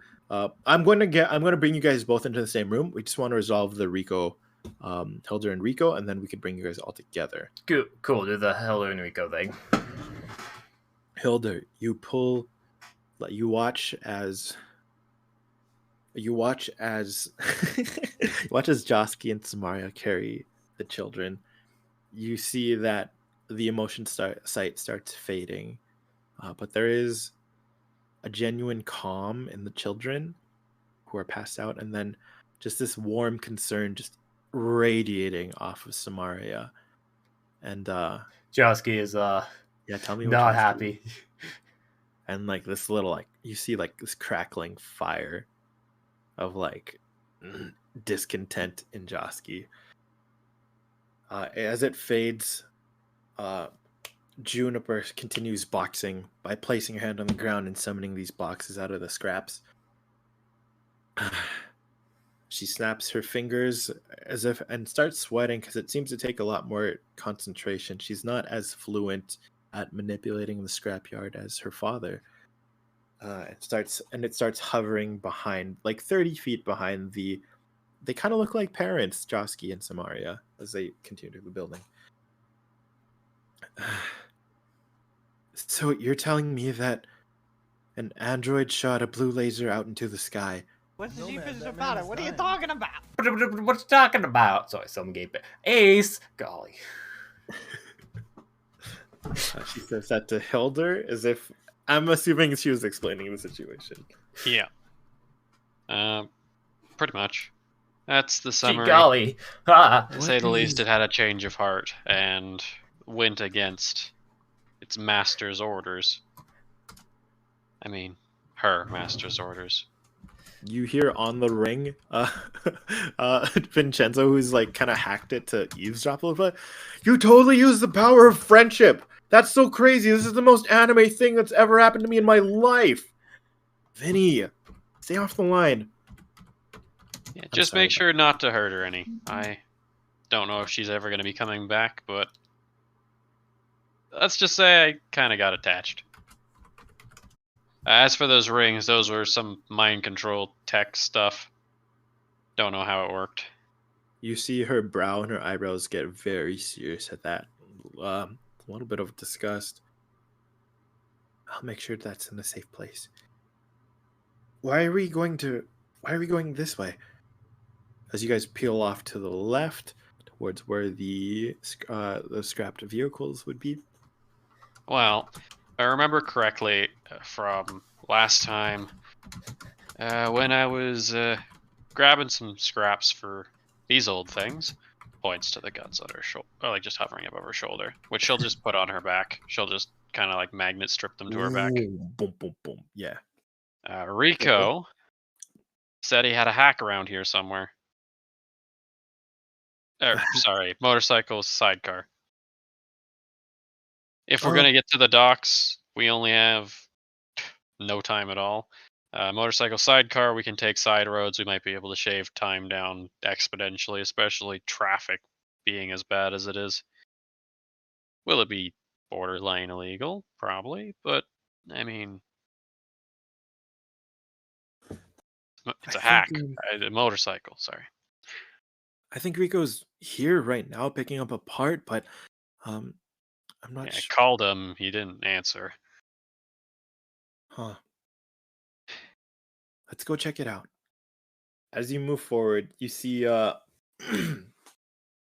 see that you see piles of vehicles on top of each other, and then as you get closer to the end where the gate is, there's a small little semi garage. It's kind of like a little hut, a little metal hut, not little, but enough to fit a vehicle or two.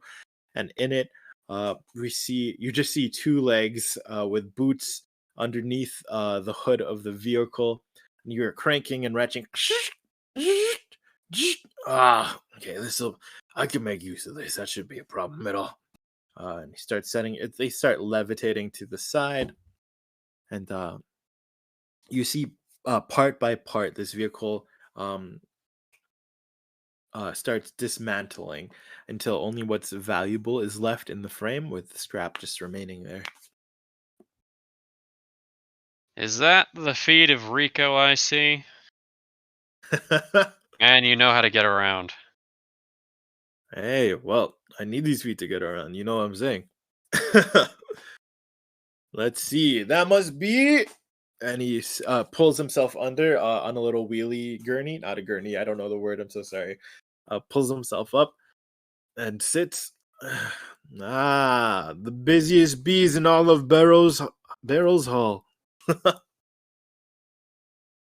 Yeah, I guess it kind of does look like a hive from around here. Just kind of making note of like looking back at it. Hey, do you still have that hack around here? Hack. It's not my store. I just came here to collect the part, but I don't mean to make him Russian. He's not Russian. He's at I'm going for, I don't know. It's kind of here. I don't know what this is. It's back at my shop, but I just came here to get this alternator and some other scraps I found. Tell your dad I said thank you. Okay. With the whole lack of time is. We're also even, I guess. Only if this thing gets running. I will, Uncle Rico. We need a vehicle. We're in trouble. And you see that his face goes from confusion to genuine concern. What do you mean? Castle was stormed. And, to say the least, we're exfailing someone to the nearest location we can. Before they can get hurt anymore. The mention of it being a her kind of seems to perk up a little bit more. Not perk up, but pays like, Juniper, tell me right now what kind of trouble. Who's after you guys? Who dares come after you guys in your own home? It was our guests. We were having some people over and they were running, from what I understand, from some bad family members. And they came to hide here. I don't know why, but we need to get him out of here, Uncle Rico. He starts getting up, starts wiping his hands on a cloth. I'll bring a ride around, no questions. What are we up against though? I need to know, Junie. Miss Hilder.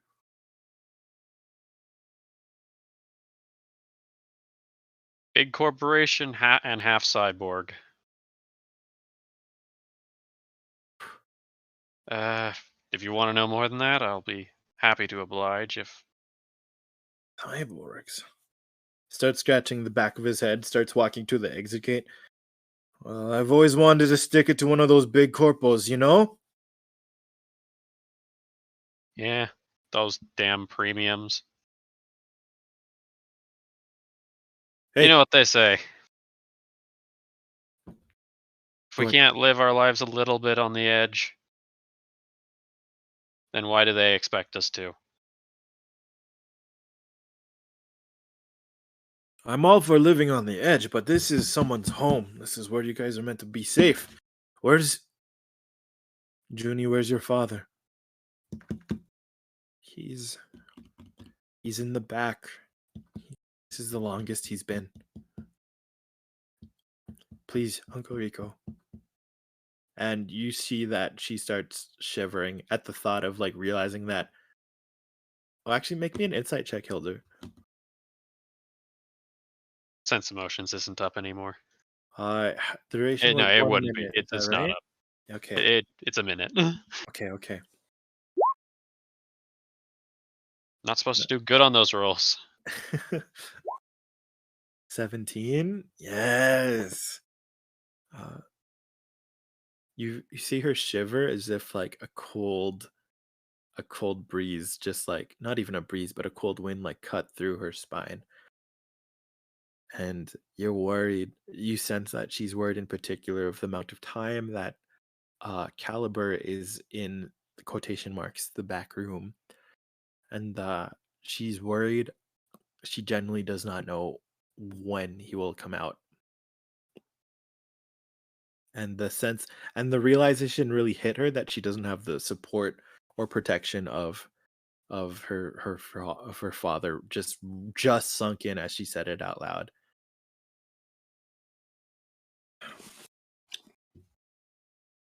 You guys come to my store? 5 minutes? Or about 10 minutes. I could get something whipped up. Inconspicuous, okay? What was the time we need to get down to the boat? Oh, it's gonna be 10 minutes. Oh, so our 10 minutes is our travel time. 10 minutes is I 10 think minutes is all the time we have for travel, yeah. which is a 20-minute trip. We got to condense into 10 minutes You could tell him that it doesn't work. That's also an option. Yeah. He doesn't have any point of reference for any of this. Ship leaves 20 minutes. Down docks. Ship. Yeah, boats and stuff. Okay. So I was thinking the hack, just to take side roads, cut off, turn that maps feature into a joke and all. Are you sure that's going to draw a lot of attention? How many do we need to transport? 3. 3 plus, well, anyone who's going as an escort. Dios mío. Okay. That is unless you have a boat for whatever reason. Not like a big boat, just a boat to hit down the center river, goes through town and all. You see a light bulb kind of clicks on the back of his eyes. Where is this boat going? Balmo. Balmo. I need you to make a. We're gonna do two things. I'm gonna GM roll. Yeah, I'm gonna GM roll a resource check. I want you to roll a connections check.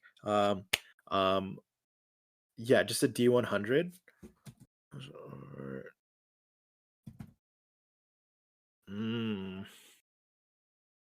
Okay. Yeah. A little below average. Hmm. So he has, once you mention watercraft and San Balmo, with that information, he can start thinking of some alternatives. But hey, I'm gonna rush over to my store. I'm gonna see what I can work on. You call me in about 2 minutes, Juniper. You hear me? You got it, Uncle Rico. Rico starts motoring off. It's funny. He has one of those.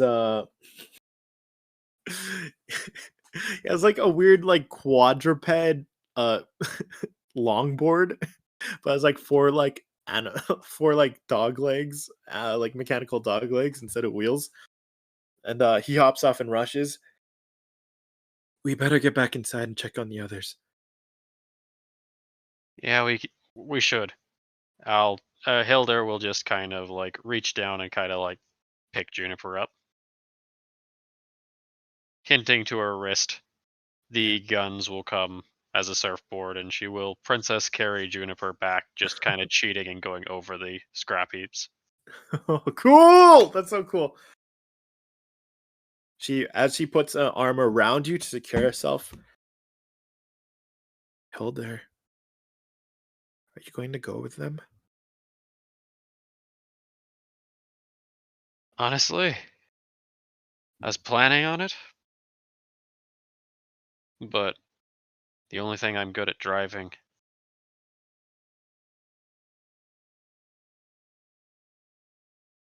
I don't even know if we're gonna have enough space. And while I can smile as much as I want, I'm not gonna put on a smile right now. I'm hurting. I'm hurting a lot. She pushes her temple against your temple. It's kind of like sympathetically. As you guys land and you enter through the back of the bay door of Barrow's Hall, you see Vincenzo starts starting to bring some tea and coffee to where everyone has their cots and is resting. Hey, we're in the back over here. Passes you guys some stuff to help carry over, food, supplies, in general. I immediately just grab the tablet and see if there's anything new on it. So you have to go up to Hilder for that. Yes. Okay.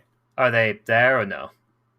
Yeah, they're just entering the building. I guess you hear the door open. You see Josky approach you. Just take it off your person. I think it's almost anticipated. Just kind of like, not toss it, but kind of like have it ready. It's ready. As you put Juniper down from Princess Carrie, hop off your hover guns. You kind of just like pull out the tablet. Boop, boop, boop, boop. Okay, cool. You guys are together. Let's explore what's happening here before we. Yeah, let's make a plan before we before we do more stuff if it happens. As a plan, I say, depending on what our good old friend, the hero of justice Rico, can pick up, I think that's pretty much a make or break on if we even have the possibility to get down there. Right now, we're cutting it with half the time we need to get down there. But I mean, that's half the time A, on foot, and B, well, it's on foot and it's being sneaky.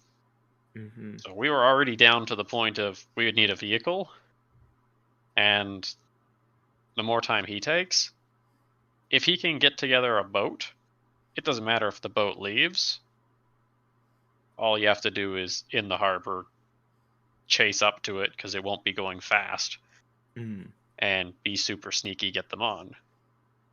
So time won't be as big of an issue. We're still going to be making a little bit of it's still going to be an issue, though. What does the tablet say? Not to mention, we're on the borderline signs of death. Is there anything new on the tablet for instructions for this mission? So what we know from the tablets, it wasn't working on a live system. It would update when it was touching other things that had the most recent information. That's how it was able to still be interactive as if it was live, even when you guys were in a completely warded and anti-magic, anti-signal zone like Sal's underground.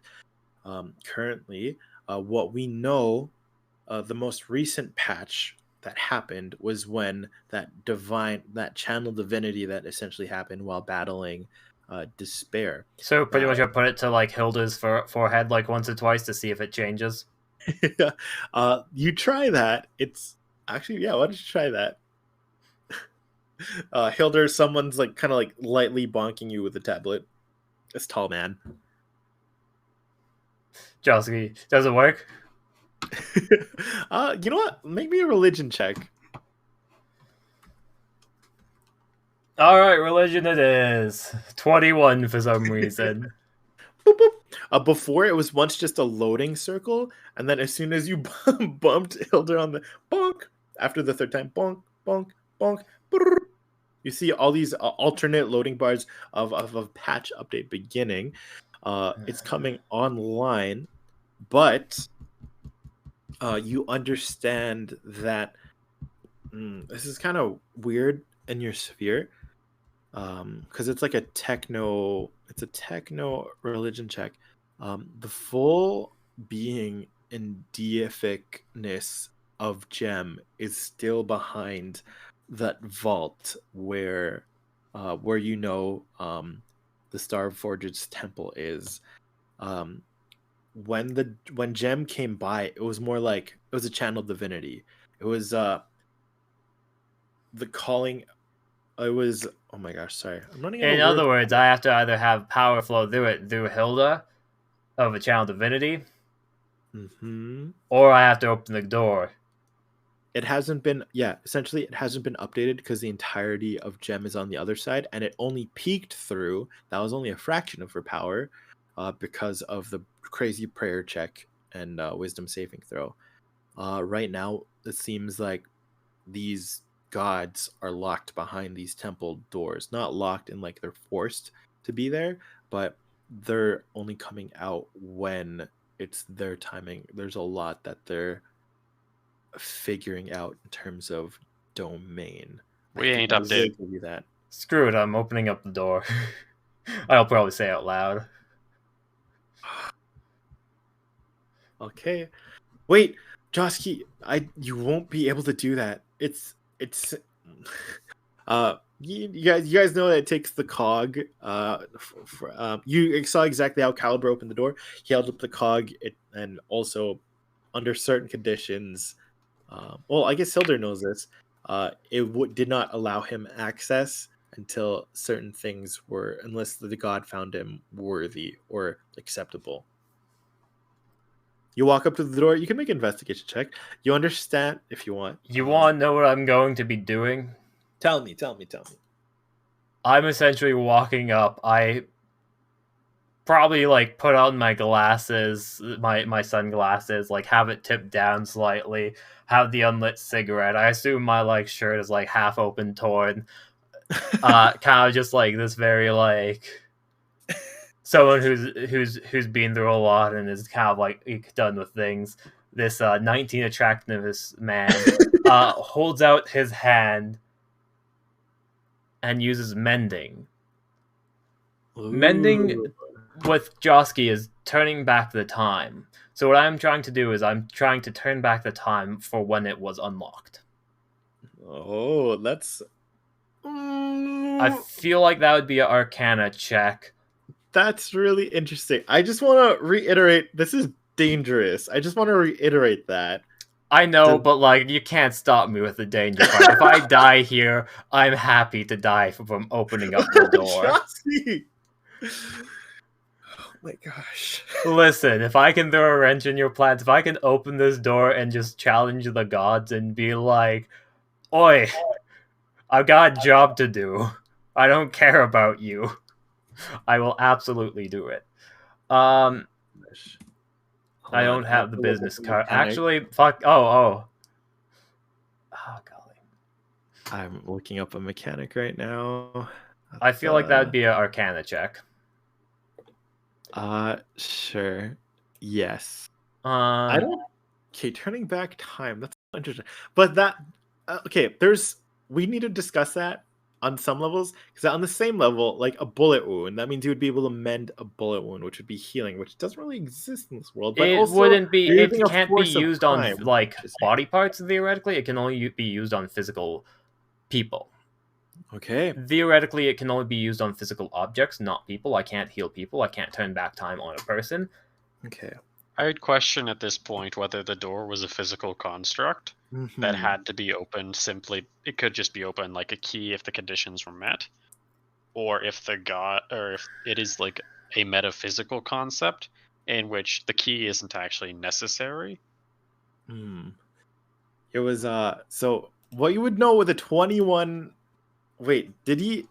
I don't think Josky witnessed the door opening though, right? Because I remember he was upstairs still. He didn't witness it open.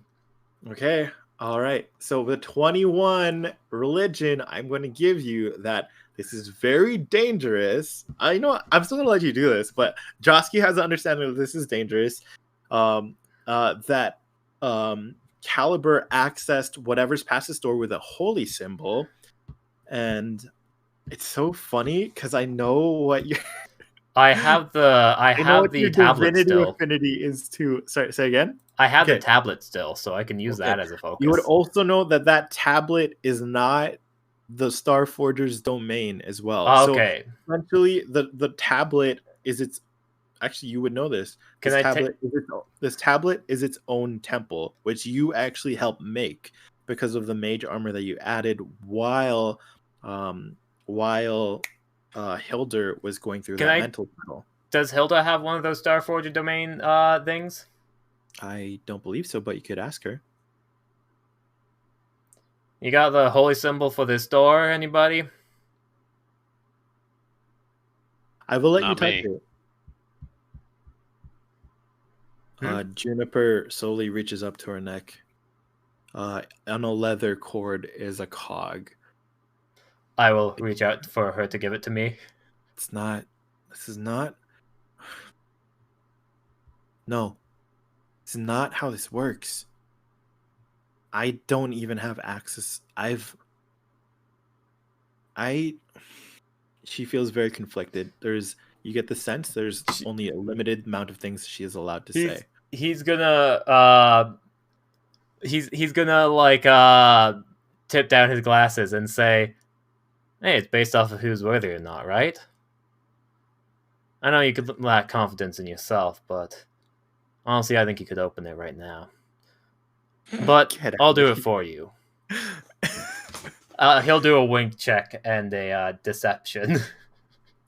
All right, do it. Oh no, it's a deception. Actually, okay, I need to debate. I mean, actually, yeah, no. Actually, it's a persuasion. Oh, is it? I mean, yeah, he has no faith in the gods. Of course she's worthy. These gods don't know what worth is. She'd totally be able to get in through there. She's gonna make hold on, GM roll. I'm gonna give her a Not wisdom. very persuasive, but This is dumb. Roll with advantage. This is dumb.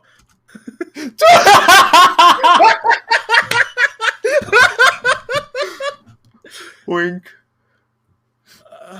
I'm really not. She pulls off the cog. It's gold, brass, heavy, thick. Holds it by the cords and extends her arm towards you. Which, that actually is going to change what I'm going to do. I don't think you know what you're doing. And she hands it to you.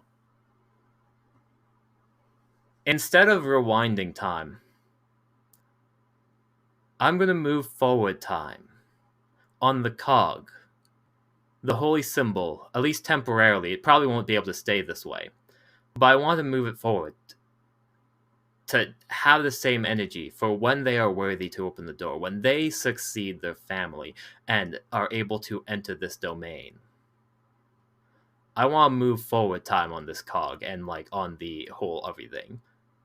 For the next time it is to open with this cog. Holding this holy symbol in your hand, you feel a warp. Deep and bassy. And you feel it change and age. There's, in a blink of an eye, you see it completely damaged. The next blink of the eye, it's fully repaired and healed as if made new. You see it transitions and transitions and transitions. You know, you're confident it's within this timeline, but it's the way you've seen this warping before. It's commonly seen when you envision or when other timelines are revealed to you.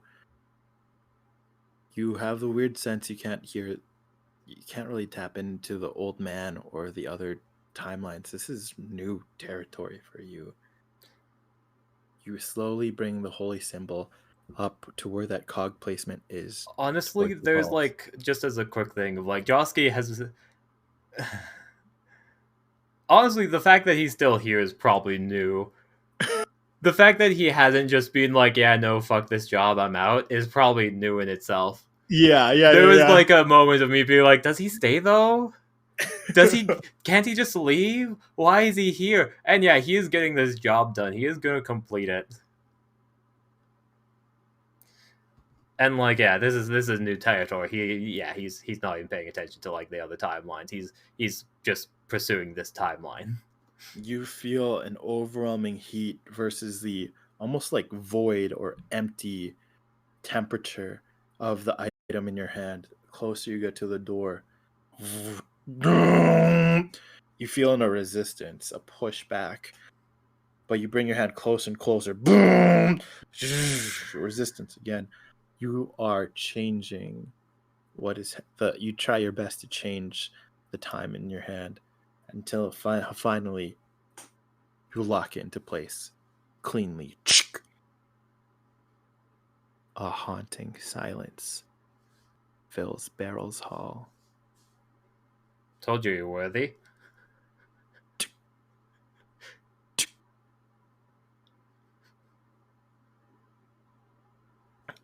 Yeah, I'm going to religion that. Josky, roll me a d5. A D5. I wanted... 2. Oh, that's good. That's good. Oh. That's good.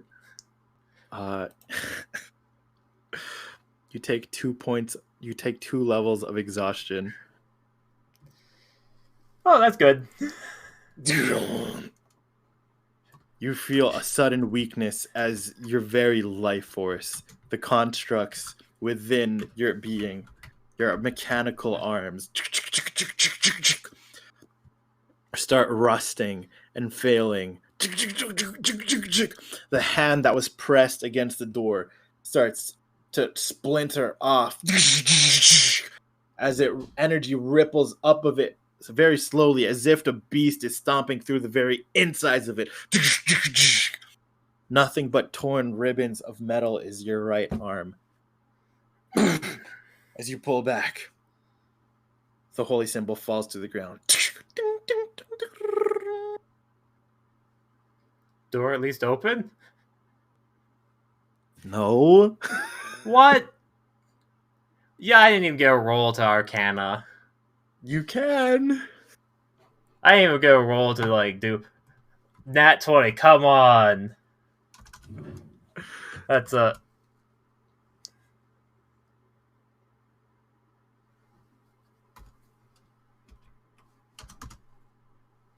Inspiration! You realize this was a really bad idea. Or this may not have been the best idea, considering that you're in one of the 4 temples of a literal god and tried to bust down his door with fake credentials. Screw you, that should have worked! Gods are fake!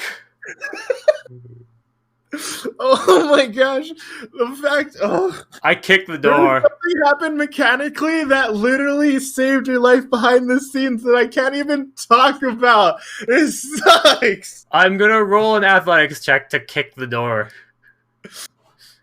You ready for my athletics? Go for it. Sorry, that's a -3. No, +3. That's a -3. Breaks your ankle. I was about to say, let's Oh, see. also it's a disadvantage. Okay, don't roll lower than a 1. -3 still.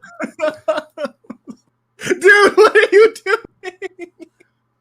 I assume I just, like, fall flat on my ass before I even get to kick the door. You are knocked out. You can't... That should have knocked me out.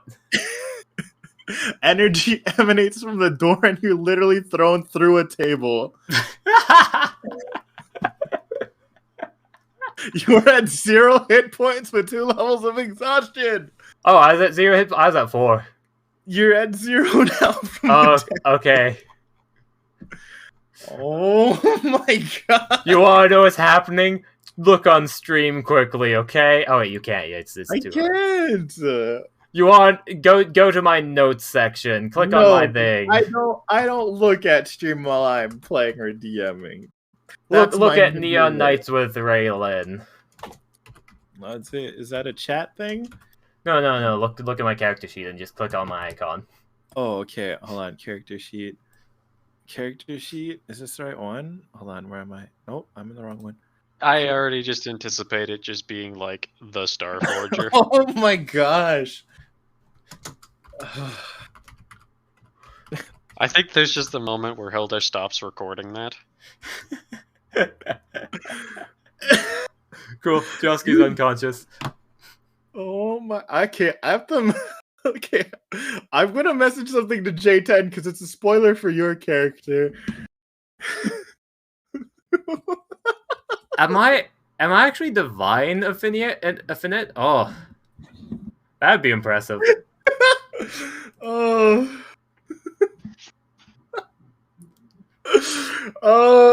Well, Hilder, you see. Literally, that kept it from being a D6, and we don't talk about that. But anyways, Yeah, that could have been instant death. anyways, Hilder, what you see, Josky in his utter adrenaline delusion, his laser focus of just getting the mission done, leads him to try to seduce Juniper to get a holy symbol so that he could literally just march with zero decorum for divinity. Tries to break through the temple of Logren's Starforger in order to maybe talk to Gem. His body flies through a table and he's kind of bleeding out a little bit. You see that. Oh, actually, make me an insight check, if you don't mind, Hilder. I don't blame either one of these women for hating him now. But I don't know. Yeah, it's just strange. Juniper's not doing anything to help him. It's just strange. I don't think it's that strange. He's going to need some stabilizing, though. To be fair, it was working. It's just direct interference. It totally clicked in and it was gonna work, but then they saw that the lock was with picked. the holy symbol, the cutscene. Logan Starforger literally pierces through the heart of Caliber before he lets him in at all. That's why he had to apologize to Josky before coming in. Because there was impurity in his heart. Josky is not impure, according to Josky. Oh gosh. That was so good, though. I think there's a moment of is he okay? Yes, maybe no. Okay, we should probably go assist him. I'll roll a death save quickly.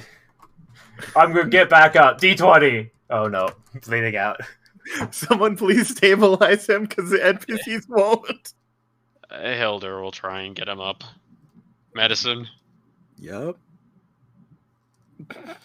I might be dying today.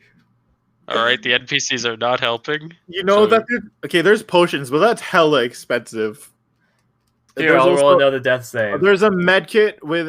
If you use that's a medkit... 2 failures. Oh my gosh! You think he's literally gonna die unless he has a potion in his mouth next round. Do I have a potion nearby to use? I mean, he's on a completely different level of this building. No. You guys are on the main floor. Yeah, but the forge is over here, right? Hold on, let me pull up. Can I roll another death save for the funsies of it? Wait, where are you? The forge is over here. He went through this table. Okay. Oh, he made some real distance. There is a potion available. I think Vinny hands it to you, even though he's trying to stealth, not let anyone see him do that.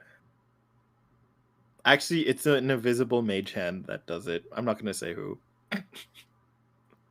Well, to say the very least, he's not going to learn from this.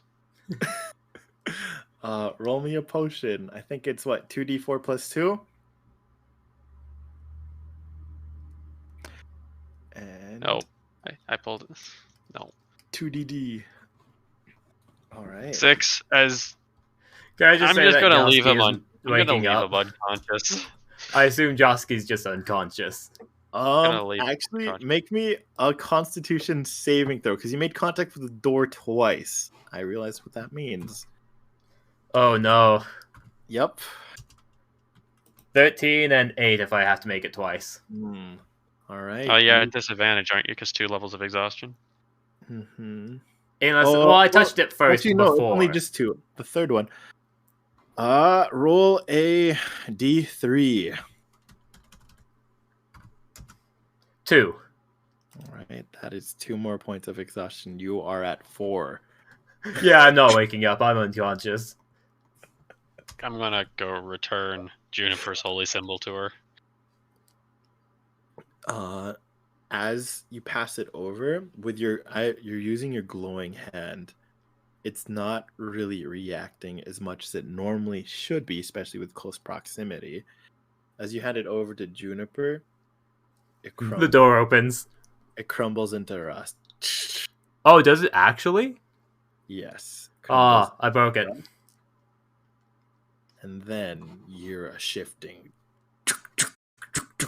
Open the fucking door! In your face! A wave of heat emanates from the vault. And you see a masculine figure. It doesn't look like how you saw Caliber last, but in the silhouette of immense forged fire and heat in the background, you got a very distinct spiritual aura that it is him, even though physically he looks different. And that's where we're gonna cut it. Woo. Why? You're welcome. I opened the door. Oh, no, you didn't. Yeah, I did. I'll let you think what you want to think. Listen, I triggered it so that when I passed it over and she had hold of the wait, hold on. You want to play with time? I'm gonna play with time. That happened 10 minutes afterwards. Suck it. What? No, you can't cheat that. Listen, I opened the door. Time mage using mending. Yeah, I mean the gods are just magical beings. You can understand and dissect a god still. Oh my gosh. Listen, you think I'm going to show respect to the gods? Nah, I'm going to become powerful, more powerful than the Where gods. did this come from? Joski's proud, okay? Joski ain't gonna let up for no god. He almost died. It was in character, it was worth it. Justin's message, oh god. Zero regret, zero hesitation. Joski opened the door. Oh my god, I don't even. Oh, okay, that's 4. So, okay. Disadvantage on attacks and saving throws, hit point maximum halved. And then we have Ian Dross peeps. Okay. I don't think we're going anywhere as now. I think that the call is made towards our good old friend Rico and says something along the lines of, "We might not be able to go anywhere very soon." Just leave him. Just kidding. Roll a new character. No, just kidding. I'm kidding. I mean, there was an honest debate of, yeah, no. There was a debate. There was a certain entertainment to watching that, but I Do you ever just take a dump in front of someone's church? Listen, it wasn't a dump. It was literally just I got clicked in. I literally just I made progress. It had nothing to do with the actual holy symbol. They're literally different. It has more to do with the religion. The lore was there, I promise. The lore was there. All I know is that it clicked into the hole when I aged the thing. Oh gosh. All I know is that I did good. Joski opened the door. That was so chaotic. putting that on YouTube. Oh my gosh. Not actually. Maybe one day I'll put that on YouTube with no context. Put one on YouTube. Just a video titled "Man tries to fight with electric door." That's all the video is going to be called. Man tries to fight with electric door. And then the description is going to be like, man tries to fight with electric door, uses metal equipment to try and open door. This is the result. Not mention gods, anything. Just man tries to open electric door. And it's just going to be a video of him just doing something clearly in the distance. Don't know what it is. And then just he blows up and flies into a table. It was in character. Joski wasn't going to let some gods beat him. He was going to die. Nah. He should have won that. Gods cheated. God. The gods must have directly interfered with that. Oh my gosh. His plan was totally going to work. The door is the gods. The door is the door. The gods open the door. The lock doesn't open the door. Exactly. Meaning I beat the door criteria, but the gods cheated, and it's like, the door criteria is met. Oh, Wait, It's not my cheating. That's how the door works. I fooled the gods for like 0.01 seconds. No. They're like, oh, someone's literally trying to pick my lock right now. I think I'm gonna home alone their ass. Maybe they'll learn. And They then they won't come learn. back and they're like, oh, okay, I guess they're not done trying to break into my house. Yeah, I kicked the door, and it's like, nope. The pettiest response. It's so Kick petty. No! It's Oh, a door. It's a crummy door. geez. I don't blame either one of them not for stuff. Like literally, I imagine this is just from like both their perspective. Oh wow, super charming. I don't think this is gonna work, and this is super dangerous. But I'll give it to a Samari in the corner. That cheating ass. Two timing jerk. As they both just watch him blow himself up, and it's like, no, we're not helping that. Oh, there's like everyone's in a gurney or like in a cot right now. There's literally like what five people that were controlled by Clint, Callie. You know what those 5 people are going to be? What? They're gonna be gang violence. Yeah, Josky doesn't know religion. No, gosh. I'm about to recruit some followers. You have a +4. I mean, yeah, but like, Josky knows about religion. He just doesn't believe it. It just doesn't. You don't have to like disrespect it to not believe It wasn't disrespecting. It was trying to You work kicked with. the And door. listen, the gods should have seen that the pure and righteous intent was You there. knew literally a voice in your head said, "This is a bad idea." I'm gonna do it anyways. You said It's a bad idea, Oh. but I could do it. Like, I should be able to do it. Sacrifices must This be was made. something that was needed. I had like full on like, this is a bad idea. Well, I'm still good. I thought that there's probably still a chance. There was a danger to yourself. You could. Oh no! Oh, could you imagine? All that for a patch update. Yeah, I am like, it was one of those things where it was like, Give me oh my the goodness, pregnant man emoji. don't you know who I am? I am Josky. I have this thing to do, and I want to do it. So I'm gonna do it. That is 100%. Oh my god! Josky, he has a thing he wants to do, and he's going to do it. That's his slogan. That's pretty honorable and noble, if you ask me. I think the god was like morally in the wrong here. How are we gonna resolve this? Oh no! I'm freaking out, man. Choices make a story. That's Honestly, Right. I was like half expecting to actually like make it down to the docks and have the hard decision of like, do I go with them on the boat to escape the heat? yeah, That's where I thought that story was gonna head, but bro. I thought you would just care about like ley lines and like time and like magic circuits and stuff. Then you're like full vendetta now.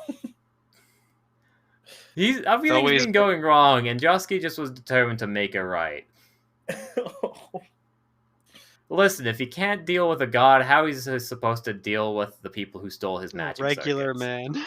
If you can't deal with a god, how do you deal with a regular, ordinary rich person? No. Someone who stole his original magic circuits. Okay, some normal rich person in a different timeline. Listen, Josky fully expects his like arm circuits to be more powerful than a god. Is he right about that? Probably not, but that's what he believes. Gosh. Wow, I don't think I've ever done a long-term time skip before, but I feel like it only took 4 levels of exhaustion for it to happen. Yeah, that's Yeah. not going away anytime soon. That might be a time skip. Mm-hmm. I do need to get ready to like leave and like go do stuff. Roger. Thanks for the games, everyone. It was chaotic as fuck. It was fun. I enjoyed it quite profusely. Profuse. I suppose I should probably raid somebody. Redu. Let me just remember how to. Remember how to. Or I could just end it because I don't want to. I can't spend time in someone's chat. Let's just end it. Let's just end it. Let me see if there's Goodbye, actually... everyone. Goodbye. Thank you for coming everyone. by. Okay, bye. See Oh, you cool. next- There was no one rating it. Wait, no, there are people. Acerola is doing it. And also Zoe Hobbs.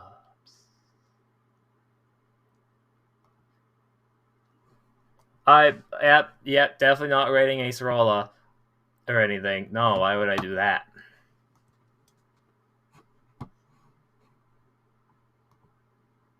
Who knows? I gotta Also, say, Ace is cool. Make sure you follow because they were the dude who was doing D&D yesterday. The ping. Ace. I can say I very much didn't think we were gonna actually succeed in that scrapyard battle. It was so We crazy. were literally walking in there as like, how much health does Hilder have? I don't know, like 6 or something. How much health does Josky have? I don't know, like 6 or something. Hey, do we have any of our abilities? Well, we have new ones, technically.